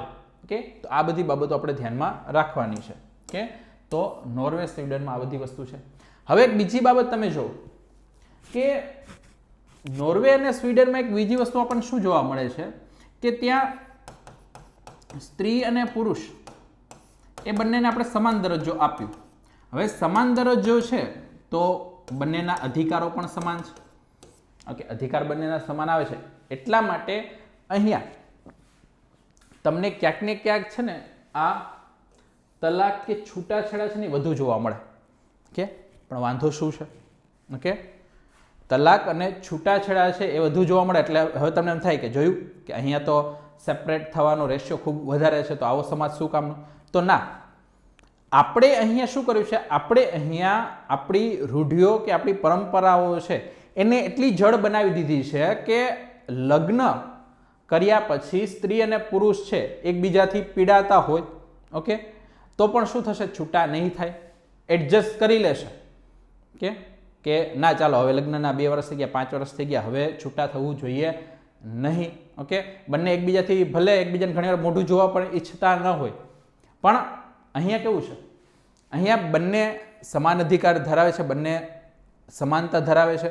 એટલા માટે જ્યારે પણ લાગે કે ભાઈ આપણે એકબીજાને એડજસ્ટ થઈ શકીએ એમ નથી, આપણા બંનેના વિચારો અલગ છે, મનભેદ રહેલા છે, જે હવે સોલ્યુશન એનું થઈ શકે એમ નથી, તો બંને શું થશે? બંને રાજી ખુશીથી તલાક લઈ લેશે, છૂટાછેડા લઈ લેશે કે અને ફરીથી પોતપોતાની લાઈફ છે એ સુખેથી જીવવા લાગશે. એટલા માટે તે સુખાકારી આગ વધારે છે. તે લોકો મારી મચડીને ભેગા રહેવા ઈચ્છતા નથી કે એકબીજાનું શોષણ કરીને, એકબીજાને ટોર્ચર કરીને છે એ સાથે રહીએ. ઓકે, બીજું સમતા વધારે છે, સમાનતા ત્યાં વધારે છે, સમતામૂલક સમાજ તમને જોવા મળે છે, સંવેદનશીલ છે, આપણે આગળ જ વાત કરી લીધી. ઓકે, અને ત્યાં તમને શું જોવા મળે છે? બરોબરીનો ભાવ જોવા મળે છે. એ પછી ઇકોનોમિક દ્રષ્ટિકોણથી હોય, પોલિટિકલ દ્રષ્ટિકોણથી હોય કે સામાજિક દ્રષ્ટિકોણથી હોય. કે તો સિમ્પલ બાબત છે કે ભાઈ જ્યાં તમને સમાનતા જોવા મળશે તો ત્યાં ભ્રષ્ટાચાર પણ ઓછો હશે. હવે જો કે ભ્રષ્ટાચાર થાય છે તો ભ્રષ્ટાચારથી નુકસાન પડે તો દરેકને. ઓકે, ભ્રષ્ટાચારથી એવું નથી કે 1-2 વર્ગને જ નુકસાન જાય, દરેક વર્ગ છે એમને ભ્રષ્ટાચારથી નુકસાન જતું હોય છે. જેમ કે ડૉક્ટર ભ્રષ્ટ હોય તો શું કરશે? ખોટી દવા આપશે. ઓકે, શિક્ષક છે એ શું કરશે? ખોટું શિક્ષણ આપે છે. ઓકે, તો પણ ભ્રષ્ટ છે. માની લો કે શિક્ષક છે એ શું કરે છે? એ લાંચ નથી લેતા. ઓકે, લાંચ લેતા નથી, કાંઈ પણ નથી કરતા, પણ માની લો કે કોઈ સરકારી શાળામાં શિક્ષક છે એ ત્યાં શું કરે? સ્કૂલે જાય, 6 કલાક એની પૂરી થઈ ગઈ એટલે કોઈ પણ જાતના એજ્યુકેશન આપ્યા વગર, સુધારણા કર્યા વગર એ પાછા પોતાના ઘરે આવતા રહે છે. એટલે ત્યાં શિક્ષણ નથી આપતા તો પણ એ કેવા છે? ભ્રષ્ટ છે. ડૉક્ટર છે, માની લ્યો તમે દવાખાનામાં ગયા, ડૉક્ટર પાસે ગયા, એમને શું કર્યું કે ડાયગ્નોસિસ કર્યું અને પછી જે દવા તમને આપવી જોઈતી હતી એની જગ્યાએ બીજી અલગ દવા આપે છે, અથવા કોઈ બ્રાન્ડનું પ્રમોશન કરવા માટે એ વધારે પડતી તમને દવા બીજી કોઈ છે બ્રાન્ડેડ આપી દેશે, તો એ પણ શું છે? ભ્રષ્ટ કરે છે. એટલે ભ્રષ્ટ એવું નથી કે કંઈ રોકડા રૂપિયા લઈ લેવા કોઈની પાસેથી એ જ ભ્રષ્ટાચાર છે. આ બધી બાબતોનો સમાવેશ ભ્રષ્ટાચારમાં થાય છે. ખોટું શિક્ષણ આપવું, ખોટી દવા આપવી, કે આ બધી વસ્તુ એમાં આવે છે. નોર્વે અને સ્વીડનમાં જોશો તો તમને આ બધી વસ્તુનો અભાવ જોવા મળશે, અથવા ખૂબ નિગ્લિજેબલ માત્રામાં તમને આ વસ્તુ જોવા મળશે. કે તો સિમ્પલ બાબત કે આપણે આગળ બધી વાત કરી કે માત્ર સંસ્કાર છે, ઓકે, માત્ર જે સંસ્કાર તમને જોવા મળે છે એનાથી, ઓકે, એનાથી આ વસ્તુ સમજાવી શકાય નહીં. અથવા ખાલી તમે કોમન સેન્સની વાત કરો છો તો કોમન સેન્સ છે એના આધારે પણ છે માત્ર ને માત્ર છે નૈતિકતા જાણી શકાય નહીં. આપણે 2 બાબતો જોઈ હતી કે ભાઈ સંસ્કાર છે, ક્લિયર, તો સંસ્કારથી ખાલી તમને જોવા નહીં મળે, અથવા જે કોમન સેન્સ છે તો કોમન સેન્સ છે તો એના આધારે પણ ખાલી તમે નૈતિકતા છે એ જણાવી શકશો નહીં. તમારે શું કરવું પડશે? નૈતિકતાના જે નિયમો છે, નૈતિકતાના જે સિદ્ધાંતો છે, પ્રિન્સિપલ્સ છે, આ બધી બાબતો તમારે ત્યાં ધ્યાનમાં રાખવી પડશે. ઓકે, આ બધી બાબતો આપણે જોવી પડશે. તો ખાસ કરીને મિત્રો અહીંયા તમે ધ્યાન રાખજો કે અહીંયા આપણે મુખ્યત્વે શું કરવાનું છે? મનુષ્ય છે એમની ગુણવત્તા છે એ વધારવાની છે. સાથે સાથે શું થશે? આ સંસ્થાનો છે એની પણ ગુણવત્તા છે એ વધી જશે. કે આ તમારે ખાસ ધ્યાનમાં રાખવાનું છે કે મનુષ્ય છે એમની ક્વોલિટીમાં વધારો થાય તો મનુષ્યોથી જ બધી શું બને છે? સંસ્થાઓ બનવાની છે. કોઈ સારી કંપનીનું વર્ક કલ્ચર છે કોના પર આધારિત હોય? એમના જે બધા એમ્પ્લોય છે એમના ઉપર આધારિત રહેવાનું છે, એમને કઈ રીતે ટ્રેનિંગ આપવામાં આવી છે, એમની કઈ રીતે સ્કિલ છે એ ડેવલપ કરવામાં આવેલી છે. તો મનુષ્યની ગુણવત્તામાં તમે વધારો કરશો તો શું થશે? સંસ્થાનોની ગુણવત્તામાં પણ આપોઆપ વધારો થઈ જશે. આ બધી બાબત તમારે ધ્યાનમાં રાખવાની છે. ઓકે, ડન છે, ક્લિયર. ચાલો હવે આગળ જોઈએ. હવે ઘણીવાર આપણે શું કરતા હોય કે માની લો અન્ય દેશો સાથે તુલના કરીએ તો અત્યારે મેન્યુફેક્ચરિંગમાં છે આગળ છે, અર્થવ્યવસ્થા છે એમાં પણ હરણફાળ છે એ જારી રહેલ છે. પણ તમે જો ભારતમાં સરકારી કંપનીઓ વેચીને સરકાર પૈસા ભેગા કરી રહી છે. ઓકે, અત્યારે શું થઈ રહ્યું છે? અત્યારે આપણે ધીમે ધીમે છે એ ડિસઇન્વેસ્ટમેન્ટ કરી રહ્યા છીએ. ડિસઇન્વેસ્ટમેન્ટ થઈ રહ્યું છે, ખાનગીકરણ વધી રહ્યું છે. હવે તમને થાય કે ભાઈ અહીંયા નૈતિકતાને એને શું લાગે વળગે? હમણાં આપણે જોઈએ. ઓકે, હમણાં આ બધી બાબતો આપણે જોઈએ. અહીં આપણે વાત કમ્પ્લીટ કરી કે ભાઈ કોમન સેન્સ છે એનાથી આખી નૈતિકતા નહીં સમજાવી શકાય, એના માટે તર્કની જરૂર છે. તો તર્ક ક્યાંથી આવશે? તર્ક આવશે વાંચન છે એનાથી. તો આપણે આગળ જોઈએ કે આગળ શું જોવું છે. જો ઓકે, આપણે અન્ય દેશો સાથે તુલના કરી જેમ કે મેન્યુફેક્ચરિંગ છે એમાં, તો ભારત અત્યારે સરકારી કંપનીઓ વેચી રહી છે એટલે કે ખાનગીકરણ કરી રહી છે. હવે તમે જુઓ કે 1978ના સમયમાં, ઓકે 1978ના સમયમાં છે કે 100%, ઓકે 100% સરકારી નિયંત્રણ હતું. ક્યાં? ચીનમાં. આ પણ ધ્યાન રાખજો, આ ચીનની વાત અત્યારે થઈ રહી છે. ચીનમાં 1978ના સમયમાં 100% સરકારી નિયંત્રણ હતું અને આજના સમયમાં માત્ર 13% જ સરકારી નોકરી ત્યાં છે. તમે જો કે 78 થી લઈને અત્યારના સમયમાં ભારત કરતા ચાઇનામાં છે એ પ્રાઇવેટાઇઝેશન, ગ્લોબલાઇઝેશન, લિબરલાઇઝેશન આ બધું ખૂબ પહેલા થઈ ગયું છે. આપણે તો 90ના સમયમાં કર્યું પણ એમને 1978ના સમયમાં આ વસ્તુ કરી લીધી. એટલા માટે હવે અત્યારે જો કે ત્યાં અત્યારે જે બિઝનેસ ટાઇકૂન છે જેકમાં, ઓકે જે અલીબાબા છે, બધાને ખ્યાલ જ હશે અલીબાબા કંપની છે એના વિશે, એના સંસ્થાપક છે એ. કેમ? તો એ માત્ર જે અલીબાબા કંપની છે એ 3 કરોડ લોકોને ડાયરેક્ટલી કે ઇનડાયરેક્ટલી શું આપે છે? રોજગારી આપે છે. ઓકે, માત્ર આ એક કંપની છે ડાયરેક્ટલી કે ઇનડાયરેક્ટલી છે એ 3 કરોડ લોકોને રોજગારી આપે છે. અને એવું અનુમાન છે કે ભાઈ 2035 સુધીમાં ચીનની ખાલી 35 કંપનીઓ છે એ 35 કરોડ લોકોને રોજગારી આપશે.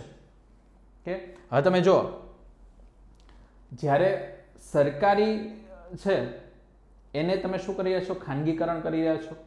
કે તો ધીમે ધીમે છે એ શું થશે?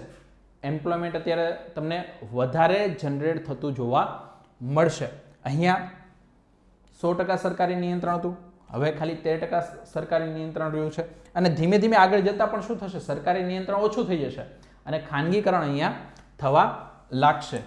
તો અહીંયા આપણે મુખ્ય બાબત જોવાની છે. માની લો કે આપણે આ મૂડીવાદ છે, ઓકે ખાનગીકરણ કરી રહ્યા છીએ તો શું થઈ રહ્યું છે? મૂડીવાદ વધી રહ્યું છે.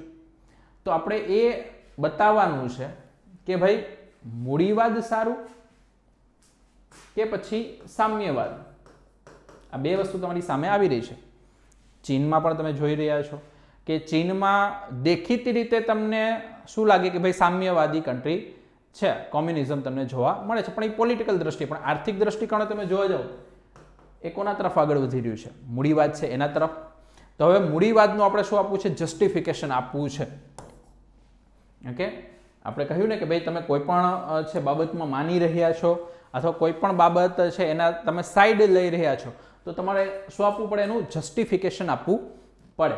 ઓકે, તો આપણે જસ્ટિફિકેશન આપીએ. જેમ કે 1991 પહેલા ભારત છે કેવો દેશ? સમાજવાદી. ઓકે, આપણે જ્યારે એલપીજી લાવ્યા એની પહેલા મોટા ભાગની જે કંપનીઓ છે એ કેવી હતી? સરકારી. બીજું જે પ્રાઇવેટ કંપનીઓ છે એના ઉપર પણ સરકારનું નિયંત્રણ રહેતું. એમાં પણ સરકાર છે એ કહેતા કે ભાઈ આટલા કોટા જ તમારે છે ઉત્પાદન કરવાનું છે, લાયસન્સ લેવું પડતું, લાયસન્સી રાજ હતું. કે તો સમાજવાદી. ત્યારે લોકો પાસે તમે જુઓ બાઇક તો બહુ દૂરની વાત છે, સાયકલ પણ ઓછી જોવા મળતી. 1991ના સમયમાં તમારી પાસે કોઈ જૂના ફોટોગ્રાફ્સ કે બધું હોય તો તમે જોશો એટલે તમને ખ્યાલ આવશે કે ત્યારે તમને સંસાધનો ખૂબ ઓછા પ્રમાણમાં જોવા મળતા. બાઇક છે એ બહુ ઓછી જોવા મળે. ઇવન સાયકલ છે, માની લો ગામમાં કોઈની પાસે સાયકલ આવી હોય ને તો પણ બધા જોવા આવે કે ભાઈ એ વ્યક્તિ સાયકલ ઉપર ફરે છે. ઓકે, આથી 30 થી 40 વર્ષ પહેલાની વાત છે. તો ત્યાં સંસાધનો ઓછા. હવે 1997-98ની વાત કરીએ તો એ સમયમાં એવી જ પરિસ્થિતિ કોની હતી? મોબાઈલની. મોબાઈલ છે એક સ્ટેટસ સિમ્બોલ તરીકે જોવામાં આવતો. એટલે કે તમે 1997-98 થી 2000ની સાલ સુધી જોશો ને કે કોઈ વ્યક્તિ પાસે મોબાઈલ હાથમાં હોય ને એટલે એને આમ રીચ એટલે કે પૈસાદાર પર્સન તરીકે જોવામાં આવતું. ફોનમાં વાત કરતો ને તો આમ બધાને દેખાડી ચાલે કે ભાઈ મારી પાસે મોબાઈલ છે, મોબાઈલમાં વાત કરી રહ્યો છું. ભલે એ સામાન્ય કોઈ કહેવાય ને નોકિયાનો કે એવો કોઈ ફોન હોય. ઓકે, તો સિમ્પલ તમે જો મોબાઈલ છે સ્ટેટસ સિમ્બોલ તરીકે. હવે તમે જો કે મૂડીવાદનો પેસારો થયો. મૂડીવાદ છે એ વધવા લાગ્યું. 1991થી ચાલુ થયું, પણ જેમ જેમ મૂડીવાદ વધવા લાગશે તો અત્યારે તમે જો લોકો પાસે, દરેક પાસે મોબાઈલ તમને જોવા મળે છે, બાઇક જોવા મળે છે, બીજા બધા જે પણ જરૂરી સંસાધનો છે હવે દરેક વ્યક્તિઓ પાસે જોવા મળે છે. હવે એવું જરૂરી નથી કે જે રીચ પર્સન છે એની પાસે જ આ વસ્તુ રહેશે. એટલે આ બધી જરૂરિયાતવાળી વસ્તુ થઈ ગઈ. આ હવે કોઈ ગ્રીડની વાત નથી રહી, નીડ બની ગઈ છે કે લક્ઝરી આઇટમ નથી રહી. પહેલા મોબાઈલ છે, બાઇક છે, બધી લક્ઝરી આઇટમમાં આવતી. હવે આ બધી વસ્તુ જરૂરી સંસાધનોમાં આવી ગયા. ઓકે, તો તમે જુઓ કે હવે તમે છે માની લો કે સામ્યવાદી કે સમાજવાદી વિચારસરણી ધરાવનારા હોય. ઓકે, સામ્યવાદી કે સમાજવાદી વિચારસરણી ધરાવનારા હોય તો તમે શું કરો? તમે તમારા હાથમાં જે મોબાઈલ છે એ છોડી દો. તમે તમારી પાસે જે બાઇક છે એ છોડી દો. તમારી પાસે જે કાર છે એ છોડી દો. તમારી પાસે મકાનમાં જેટલા પણ બીજા બધા સંસાધનો છે એ છોડી દો. કારણ કે આ બધી દેન કોની છે? આ બધી દેન છે મૂડીવાદની. ઓકે, આ બધી દેન છે બધી મૂડીવાદની છે. એના કારણે તો સંસાધનો આવે. બાકી તો 1991 પહેલા તમે જુઓ સંસાધનો બહુ ઓછા હતા. ઓકે, તો મૂડીવાદનો વિરોધ કરવો હોય તો આ સંસાધનોનો ઉપયોગ પણ તમારે શું કરવો જોઈએ? બંધ કરવો જોઈએ. ઓકે, તો હવે પ્રશ્ન એ જ આવે, મૂડીવાદના ગ્રોથથી શું વાંધો છે? આપણે એક તરફ છે સંસાધનો યુઝ કરવા માંગીએ છીએ અને બીજી તરફ આપણને મૂડીવાદનો વિરોધ પણ જોવા મળે છે.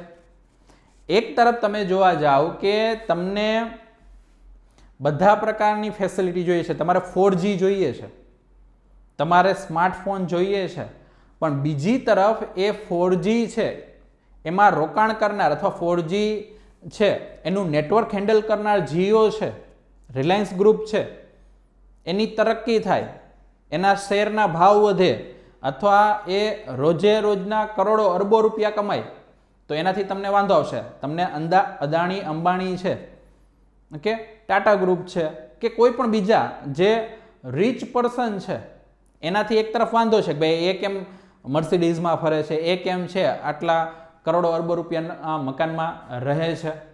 કે બીજી તરફ એમના દ્વારા જે ઇન્વેસ્ટમેન્ટ કરીને જે સંસાધનો છે એ વિકસાવવામાં આવ્યા છે એનો ઉપયોગ આપણને ગમે છે, મોબાઈલનો ઉપયોગ ગમે છે, ઇન્ટરનેટનો ઉપયોગ ગમે છે, સારી બાઇકમાં ફરવું છે એ આપણને ગમે છે.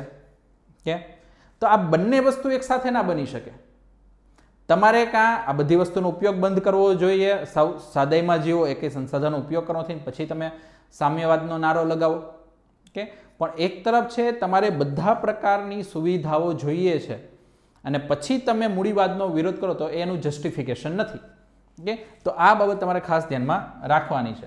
તો તમે જુઓ જેટલા પણ વિકસિત દેશો છે, ઓકે, એ કેવા તમને જોવા મળે છે? એ તમને મૂડીવાદી છે એ જોવા મળે છે. જેમ કે તમે નોર્વે લઈ લો, સ્વીડન લઈ લો, યુરોપિયન કન્ટ્રીઝ બધા લઈ લો, તો આ બધા છે કેવા છે?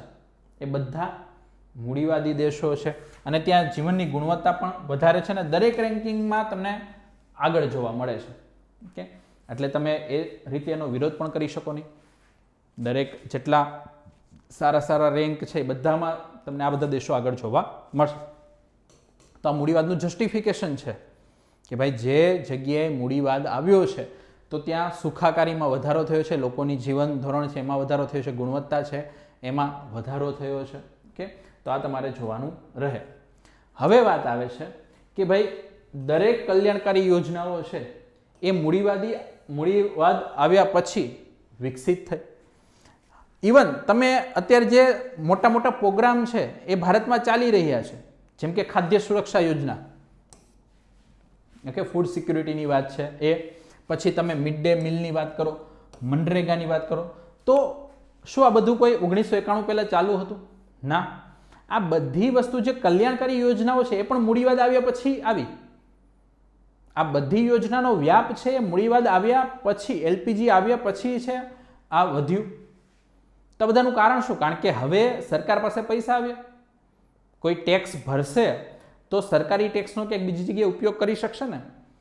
લોકો ટેક્સ જ નહીં ભરે તો પછી સરકાર પાસે કોઈ સંસાધનો નહીં આવે. સંસાધનો નહીં આવે તો સરકાર છે આવા કોઈ કલ્યાણકારી કાર્યો નહીં કરી શકે.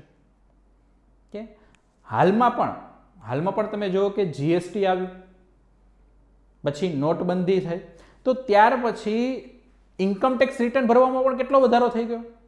જીએસટી એના રિટર્ન ભરવામાં એ પણ કેટલો વધારો થયો. અને અલ્ટિમેટલી આનાથી શું થઈ રહ્યું છે? આનાથી સરકારની આવકમાં વધારો થયો છે. સરકારની આવકમાં જેટલો વધારો થશે એટલી જ વધારે એ કલ્યાણકારી યોજનાઓ છે એ લાગુ કરાવી શકશે, એટલા જ વધારે પૈસા છે એ રાજ્યોને આપી શકશે, એટલા જ મોટા પેકેજ છે એ અલગ અલગ સરકારોને આપી શકશે. કે તો આ બધી યોજનાઓ છે એ તમને મૂડીવાદમાં વધારે જોવા મળે છે. તો જે મૂડીવાદી કે તેના પૈસાથી આ બધી સ્કીમ ચાલી રહી છે, તે જ મૂડીવાદીનો વિરોધ એ કેટલા અંશે સાચું છે? માની લો કે આટલા મોટા પ્રમાણમાં આવી બધી વસ્તુ ના થઈ હોત, આવડી મોટી કંપનીઓ બધી ના બની હોત, ઓકે, તો સરકાર પાસે ટેક્સના પૈસા જ ના આવ્યા હોત ને સરકાર પણ આટલી સારી રીતે બધી યોજનાઓ ચલાવી શકે નહીં. તો લોકોની સુખાકારીમાં પણ વધારો થયો ના હોત. આટલા સારા રોડ રસ્તા ઉપર આપણે ફરીએ છીએ, ભલે કોકવાર વરસાદના કારણે કે બીજી કોઈ બાબતોને કારણે, ભ્રષ્ટાચાર છે ના કારણે છે રોડ ખવાઈ ગયા હોય, એવી બધી વસ્તુ થાય, પણ કમ્પેરિઝન તમે કરો કે એલપીજી આવ્યા પહેલા ને એલપીજી આવ્યા પછીની સ્થિતિમાં, તો તમને તરત અત્યારે ખ્યાલ આવશે કે ભાઈ આપણે એ બાબતમાં અત્યારે ઘણા બધા આગળ છીએ. રોડ રસ્તાની બાબત હોય, સિંચાઈની સુવિધાઓની બાબતમાં હોય, સ્વાસ્થ્યની બાબત હોય, શિક્ષણની બાબત હોય, કે તો એ શેના કારણે આવ્યું? આ બધું મૂડીવાદ છે એના કારણે. તો મૂડીવાદનું જસ્ટિફિકેશન અહીંયા રહેલું છે. બીજું બહુ બેઝિક બાબત, અત્યારે આનાની પહેલા પણ કે આપણે આપણી પસંદગીથી સરકારી સ્કૂલો છે કે હોસ્પિટલો એ વગેરેમાં જવા ઈચ્છતા નથી. તમે અત્યારે જુઓ કે તમે બાળકોને સરકારી સ્કૂલમાં ભણાવવા ઈચ્છતા નથી, બીમાર પડ્યા તો સરકારી હોસ્પિટલોમાં લોકો જવા ઈચ્છતા નથી. કે નો ડાઉટ કે કોરોના કાળમાં છે ઘણા લોકોને હવે હોસ્પિટલો સારી લાગવા લાગી, સિવિલ હોસ્પિટલો છે, કારણ કે ખાનગી હોસ્પિટલ છે વધારે પૈસા લે. ઓકે, ખાનગી હોસ્પિટલો છે ત્યાં એક સાથે 7, 8, 10 લાખ રૂપિયાનું ધોવાણ થઈ જાય. કે છતાં પણ તમે જુઓ કે જ્યાં લગી જે લોકો ખાનગી હોસ્પિટલો છે અફોર્ડ કરી શકે છે એ બધા શું કરે છે? ખાનગી હોસ્પિટલોમાં જઈ રહ્યા છે. ઓકે, તો અહીંયા તમે જુઓ કે આપણે સરકારી સ્કૂલો કે હોસ્પિટલોમાં જવા ઈચ્છતા નથી. આપણે શું જોઈએ છે? બધી ખાનગી સુવિધાઓ જોઈએ છે. ઓકે, આપણે શું જોઈએ છે? ખાનગી સુવિધાઓ જોઈએ છે. અને બીજી તરફ આપણે શું કરી રહ્યા છીએ કે ભાઈ સરકારી નોકરીઓની સંખ્યા વધારો. આ બે વસ્તુ ક્યાંથી શક્ય બને? આપણે એક તરફ બધી જે વસ્તુઓ છે એ જે પ્રાઇવેટ પ્રોડક્ટ છે એ આપણને જોઈએ છે. આપણે BSNL યુઝ કરવા માંગતા નથી. આપણને જીઓ કે એરટેલ કે એ જ બધી કંપનીઓ છે એ ગમે છે ને એ જ બધી વસ્તુ આપણે ઉપયોગ કરવો છે. અને પછી તમે એમ કહો કે ભાઈ BSNLમાં ભરતી કેમ નથી આવતી? આપણે છે એ આપણા બાળકો છે એમને ખાનગી સ્કૂલોમાં જ ભણાવવા ઈચ્છે છે અને પછી કંઈક ભાઈ સરકારી સ્કૂલોમાં ભરતી કેમ નથી આવતી? કે સરકારી હોસ્પિટલો છે એમાં કેમ વધારે વ્યક્તિઓ છે એની રિક્રુટમેન્ટ થતી નથી? તો આપણે જ છે એ ખાનગી સંસ્થાઓ છે એમાં વધારેમાં વધારે આગળ જવા ઈચ્છી રહ્યા છીએ, એની સુવિધાઓ લેવા જઈ રહ્યા છે અને સરકારી બધી બાબતોને ઇગ્નોર કરીએ છીએ. અને પછી કરવી છે સરકારી નોકરી. ઓકે, શું કરવું છે? સરકારી નોકરી કરવી છે, પણ સરકારની જે સ્કૂલો છે, સરકારની હોસ્પિટલો છે તેનો ઉપયોગ કરવો નથી. ઓકે, તો બંને વિરોધાભાસી બાબતો છે, બંને એક સાથે શક્ય કઈ રીતે બને? તો આ બધી બાબતો તમારે ખાસ ધ્યાનમાં રાખવી જોઈએ. તો આમ આ બધી બાબતો છે એ આપણે શા માટે ચર્ચા કરી રહ્યા છે? કારણ કે આપણે એથિક્સ છે ભણવાનું છે, અને એથિક્સ છે એ શુદ્ધ રીતે જસ્ટિફિકેશન એનું વિજ્ઞાન છે કે તમે જે પણ બાબતો કહી રહ્યા છો, જે પણ બાબતો છે એ સામેવાળાને સમજાવી રહ્યા છો, એ તમે જસ્ટિફાઈડ કરી શકતા હોવા જોઈએ. ઓકે, એટલા માટે તર્ક આધારિત છે. તમારા બધા તર્ક ત્યાં આપવા પડે. તમે મૂડીવાદનું સમર્થન કરો છો તો મૂડીવાદના સમર્થનમાં તમારા બધા તર્ક કહેવા પડે. ભલે મૂડીવાદમાં એવું નથી કે ભાઈ 100% છે એ સારું જ છે. ઓકે, એના પણ પોતાના ક્યાંક ને ક્યાંક ગેરફાયદા રહેલા છે, પણ તમે આટલું જસ્ટિફાઈડ એમાં કરી શકો છો, એ તમારે ધ્યાનમાં રાખવાનો છે. ઓકે, તો અહીંયા મુખ્ય બાબત તમારે શું જોવાની છે કે જે પણ તમે કાર્ય કરો છો એને તમે જસ્ટિફાઈ કઈ રીતે કરશો એ તમારા મગજમાં રાખવાનું. તમે મૂડીવાદની સાઈડ લ્યો, તમે સામ્યવાદની સાઈડ લ્યો, સમાજવાદની સાઈડ લ્યો, ઓકે, સ્ત્રી સમાનતાની વાત તમે કરો, તો આ બધાની અંદર તમારે કરવાનું શું છે? તમારે જસ્ટિફિકેશન આપવાનું છે. તમે જે પણ મુદ્દાનું સમર્થન કરો છો તો એને જસ્ટિફાઈડ કઈ રીતે કરી શકો. ઓકે, ઉદાહરણ તરીકે ઓકે આપણે જોઈએ કે માની લો કે આ બાબત છે ઘણા જગ્યાએ તમને જોવા મળશે. જેમ કે તમે કોઈ ઇન્ટરવ્યૂ આપવા જઈ રહ્યા છો, યુપીએસસીનું જે ઇન્ટરવ્યૂ આપવા જઈ રહ્યા છો, અથવા જીપીએસસીનું ઇન્ટરવ્યૂ આપવા જઈ રહ્યા છો, તમારી સામે કોઈ અપરિચિત વ્યક્તિ છે, એનો અકસ્માત થઈ છે કે તમે આજુબાજુ જોઈ રહ્યા છો કે કોઈ બચાવનાર વ્યક્તિ બીજું છે નહીં અને હમણાં આવશે, એવી પણ કોઈ બાબત તમને જોવા મળતી નથી. એક તરફ તમારું ખૂબ જ અગત્યનું ઇન્ટરવ્યૂ છે, એ જો ત્યાં સુધી તમે સમયસર નહીં પહોંચો તો તમે ફેલ થઈ જશો. તો બે બાબત થઈ, એક તો વર્ષોની મહેનત છે, અને બીજું એક વ્યક્તિ છે એનો જીવ જોખમમાં છે. ઓકે, તો તમે શું કરી રહ્યા છો? એને જોઈ રહ્યા છો. એક તરફ ઇન્ટરવ્યૂ છે અને બીજી તરફ એ વ્યક્તિનું જીવન તમને જોવા મળી રહ્યું છે. હવે તમે અહીંયા શું કહો છો કે ભાઈ અહીંયા તમે એવું વિચારો કે ભાઈ મારું ઇન્ટરવ્યૂ અગત્યનું છે, આટલા વર્ષો સુધી મેં મહેનત કરી ત્યારે હું આ ઇન્ટરવ્યૂ સુધી પહોંચ્યો છું, અને જો ઇન્ટરવ્યૂમાં નહીં જાઉં તો હું ફેલ થઈ જઈશ, મારી જિંદગી બગડી જશે. ઓકે, તો તમે શું કહો? ભાઈ ઇન્ટરવ્યૂ અગત્યનું છે, એટલે આ વ્યક્તિનું જીવન મારા માટે એટલું અગત્યનું નથી જેટલું મારું ઇન્ટરવ્યૂ. તો આ બાબત તમે અત્યારે શું કરો છો? અહીંયા સ્વીકારો છો કે ભાઈ ઇન્ટરવ્યૂ અગત્યનું છે, વ્યક્તિનું નહીં. આ વ્યક્તિ મરી જાય કે પેલું થાય એનાથી મને નથી. કે હવે આનાથી શું થશે? આનાથી છે એ બાબત આવે છે કે ભાઈ તમારી સામે કોઈ આવી કેસ સ્ટડી આવી તો તમે શું આવી વસ્તુ જસ્ટિફાઈ કરી શકશો? ઓકે, જસ્ટિફાઈ કરી શકશો કે ભાઈ તમે એક સિવિલ સેવામાં જોડાવા જઈ રહ્યા છો અને તમને એક વ્યક્તિનું જીવન છે એ તમારા માટે કોઈ અગત્યનું લાગી નથી રહ્યું. તમે ઇન્ટરવ્યૂ દેવા જાઓ છો એટલે તમારી સામે કોઈ વ્યક્તિ મરી રહ્યું તો એ તમને એની કોઈ અગત્યતા રહેલી જ નથી, તમારામાં કોઈ એવી સંવેદનશીલતા રહી જ નથી. હવે તમારામાં આવી કોઈ સંવેદનશીલતા નથી તો પછી તમને એ ક્લાસ 1 2 છે એની પોઝિશન ઉપર કઈ રીતે બેસાડીએ? ઓકે, આ મુદ્દો તમારે ધ્યાનમાં રાખવાનો છે. આપણે ઘણી વખત આપણને જાણતા આવી ઘણી બાબતોનો ખ્યાલ પણ ના હોય. એથિક્સનું કામ જ છે કે આ બધી વસ્તુ ચકાસવું. તો અહીંયા તમે જુઓ કે અહીંયા કયો મુદ્દો ચેક કરવામાં આવી રહ્યો છે? તમારી સંવેદનશીલતા. કે માની લો કે એ જગ્યાએ તમે જ હોત તો તમે બીજા વ્યક્તિ છે એની પાસે આશા રાખે કે મને કોઈ અહીંયા બચાવવા આવે. તો આવી જ બાબત છે તમારે અહીંયા ઊભા વિચારવાની છે કે ભાઈ કોઈ વ્યક્તિનો આ રીતે અકસ્માત થયો છે, એમનું જીવન જોખમમાં છે, તો મારે એને પ્રાધાન્યતા આપવી જોઈએ, એને પ્રાયોરિટી આપવી જોઈએ, તો જ સંવેદનશીલ તમે ગણાવો. કે બાકી જો તમે એ પ્રકારની સંવેદનશીલતા દાખવો નહીં કે તો પછી તમે જે સિવિલ સેવામાં જઈ રહ્યા છો તો ત્યાં પણ તમે કઈ રીતે સંવેદનશીલ બની રહેશો? તમને કોઈ પ્રોજેક્ટ કે એમાં છે મોટું કામ આપવામાં આવે કે જ્યાં 100 200 500 લોકોના જીવ તેની સાથે જોડાયેલા હોય કે તો ત્યાં પણ તમે એવી કોઈ સંવેદનશીલતા નહીં દાખવો, કારણ કે તમે એ પ્રકારના પર્સન જ નથી. ઓકે, તો આ બધી બાબતો અહીંયા ચેક કરવામાં આવે છે. ઓકે, ચાલો હવે બીજી તરફ સંવેદનશીલતાની વાતો અત્યાર સુધી આપણે પુરુષો તરફી જ કરી, પણ માની લો કે સ્ત્રીઓ પણ જો અસંવેદનશીલ હોય તો એ પણ ભ્રષ્ટાચાર ઘટાડી ન શકે. માની લ્યો સ્ત્રીઓ છે એ વર્ષોથી આ શું કરે છે, સહન કરતી કરતી એક સમય એવો આવે કે પોતે અસંવેદનશીલ બની જાય. જેમ કે બહુ આપણે કોઈ ઘરેલું ઉદાહરણ લઈએ, સાસુ વહુ.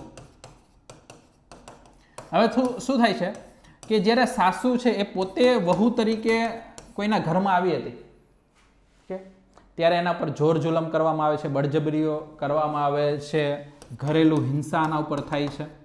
ઓકે, આ બધી બાબત એટલી બધી થઈ કે પોતે અસંવેદનશીલ થઈ જાય છે.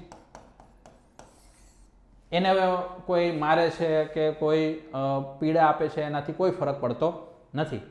હવે ઉંમર થઈ, એના છોકરા, એના લગ્ન થયા, ઓકે, એટલે એના ઘરે વહુ આવી, તો શું થશે કે આનામાંથી સંવેદનશીલતા જતી રહી છે.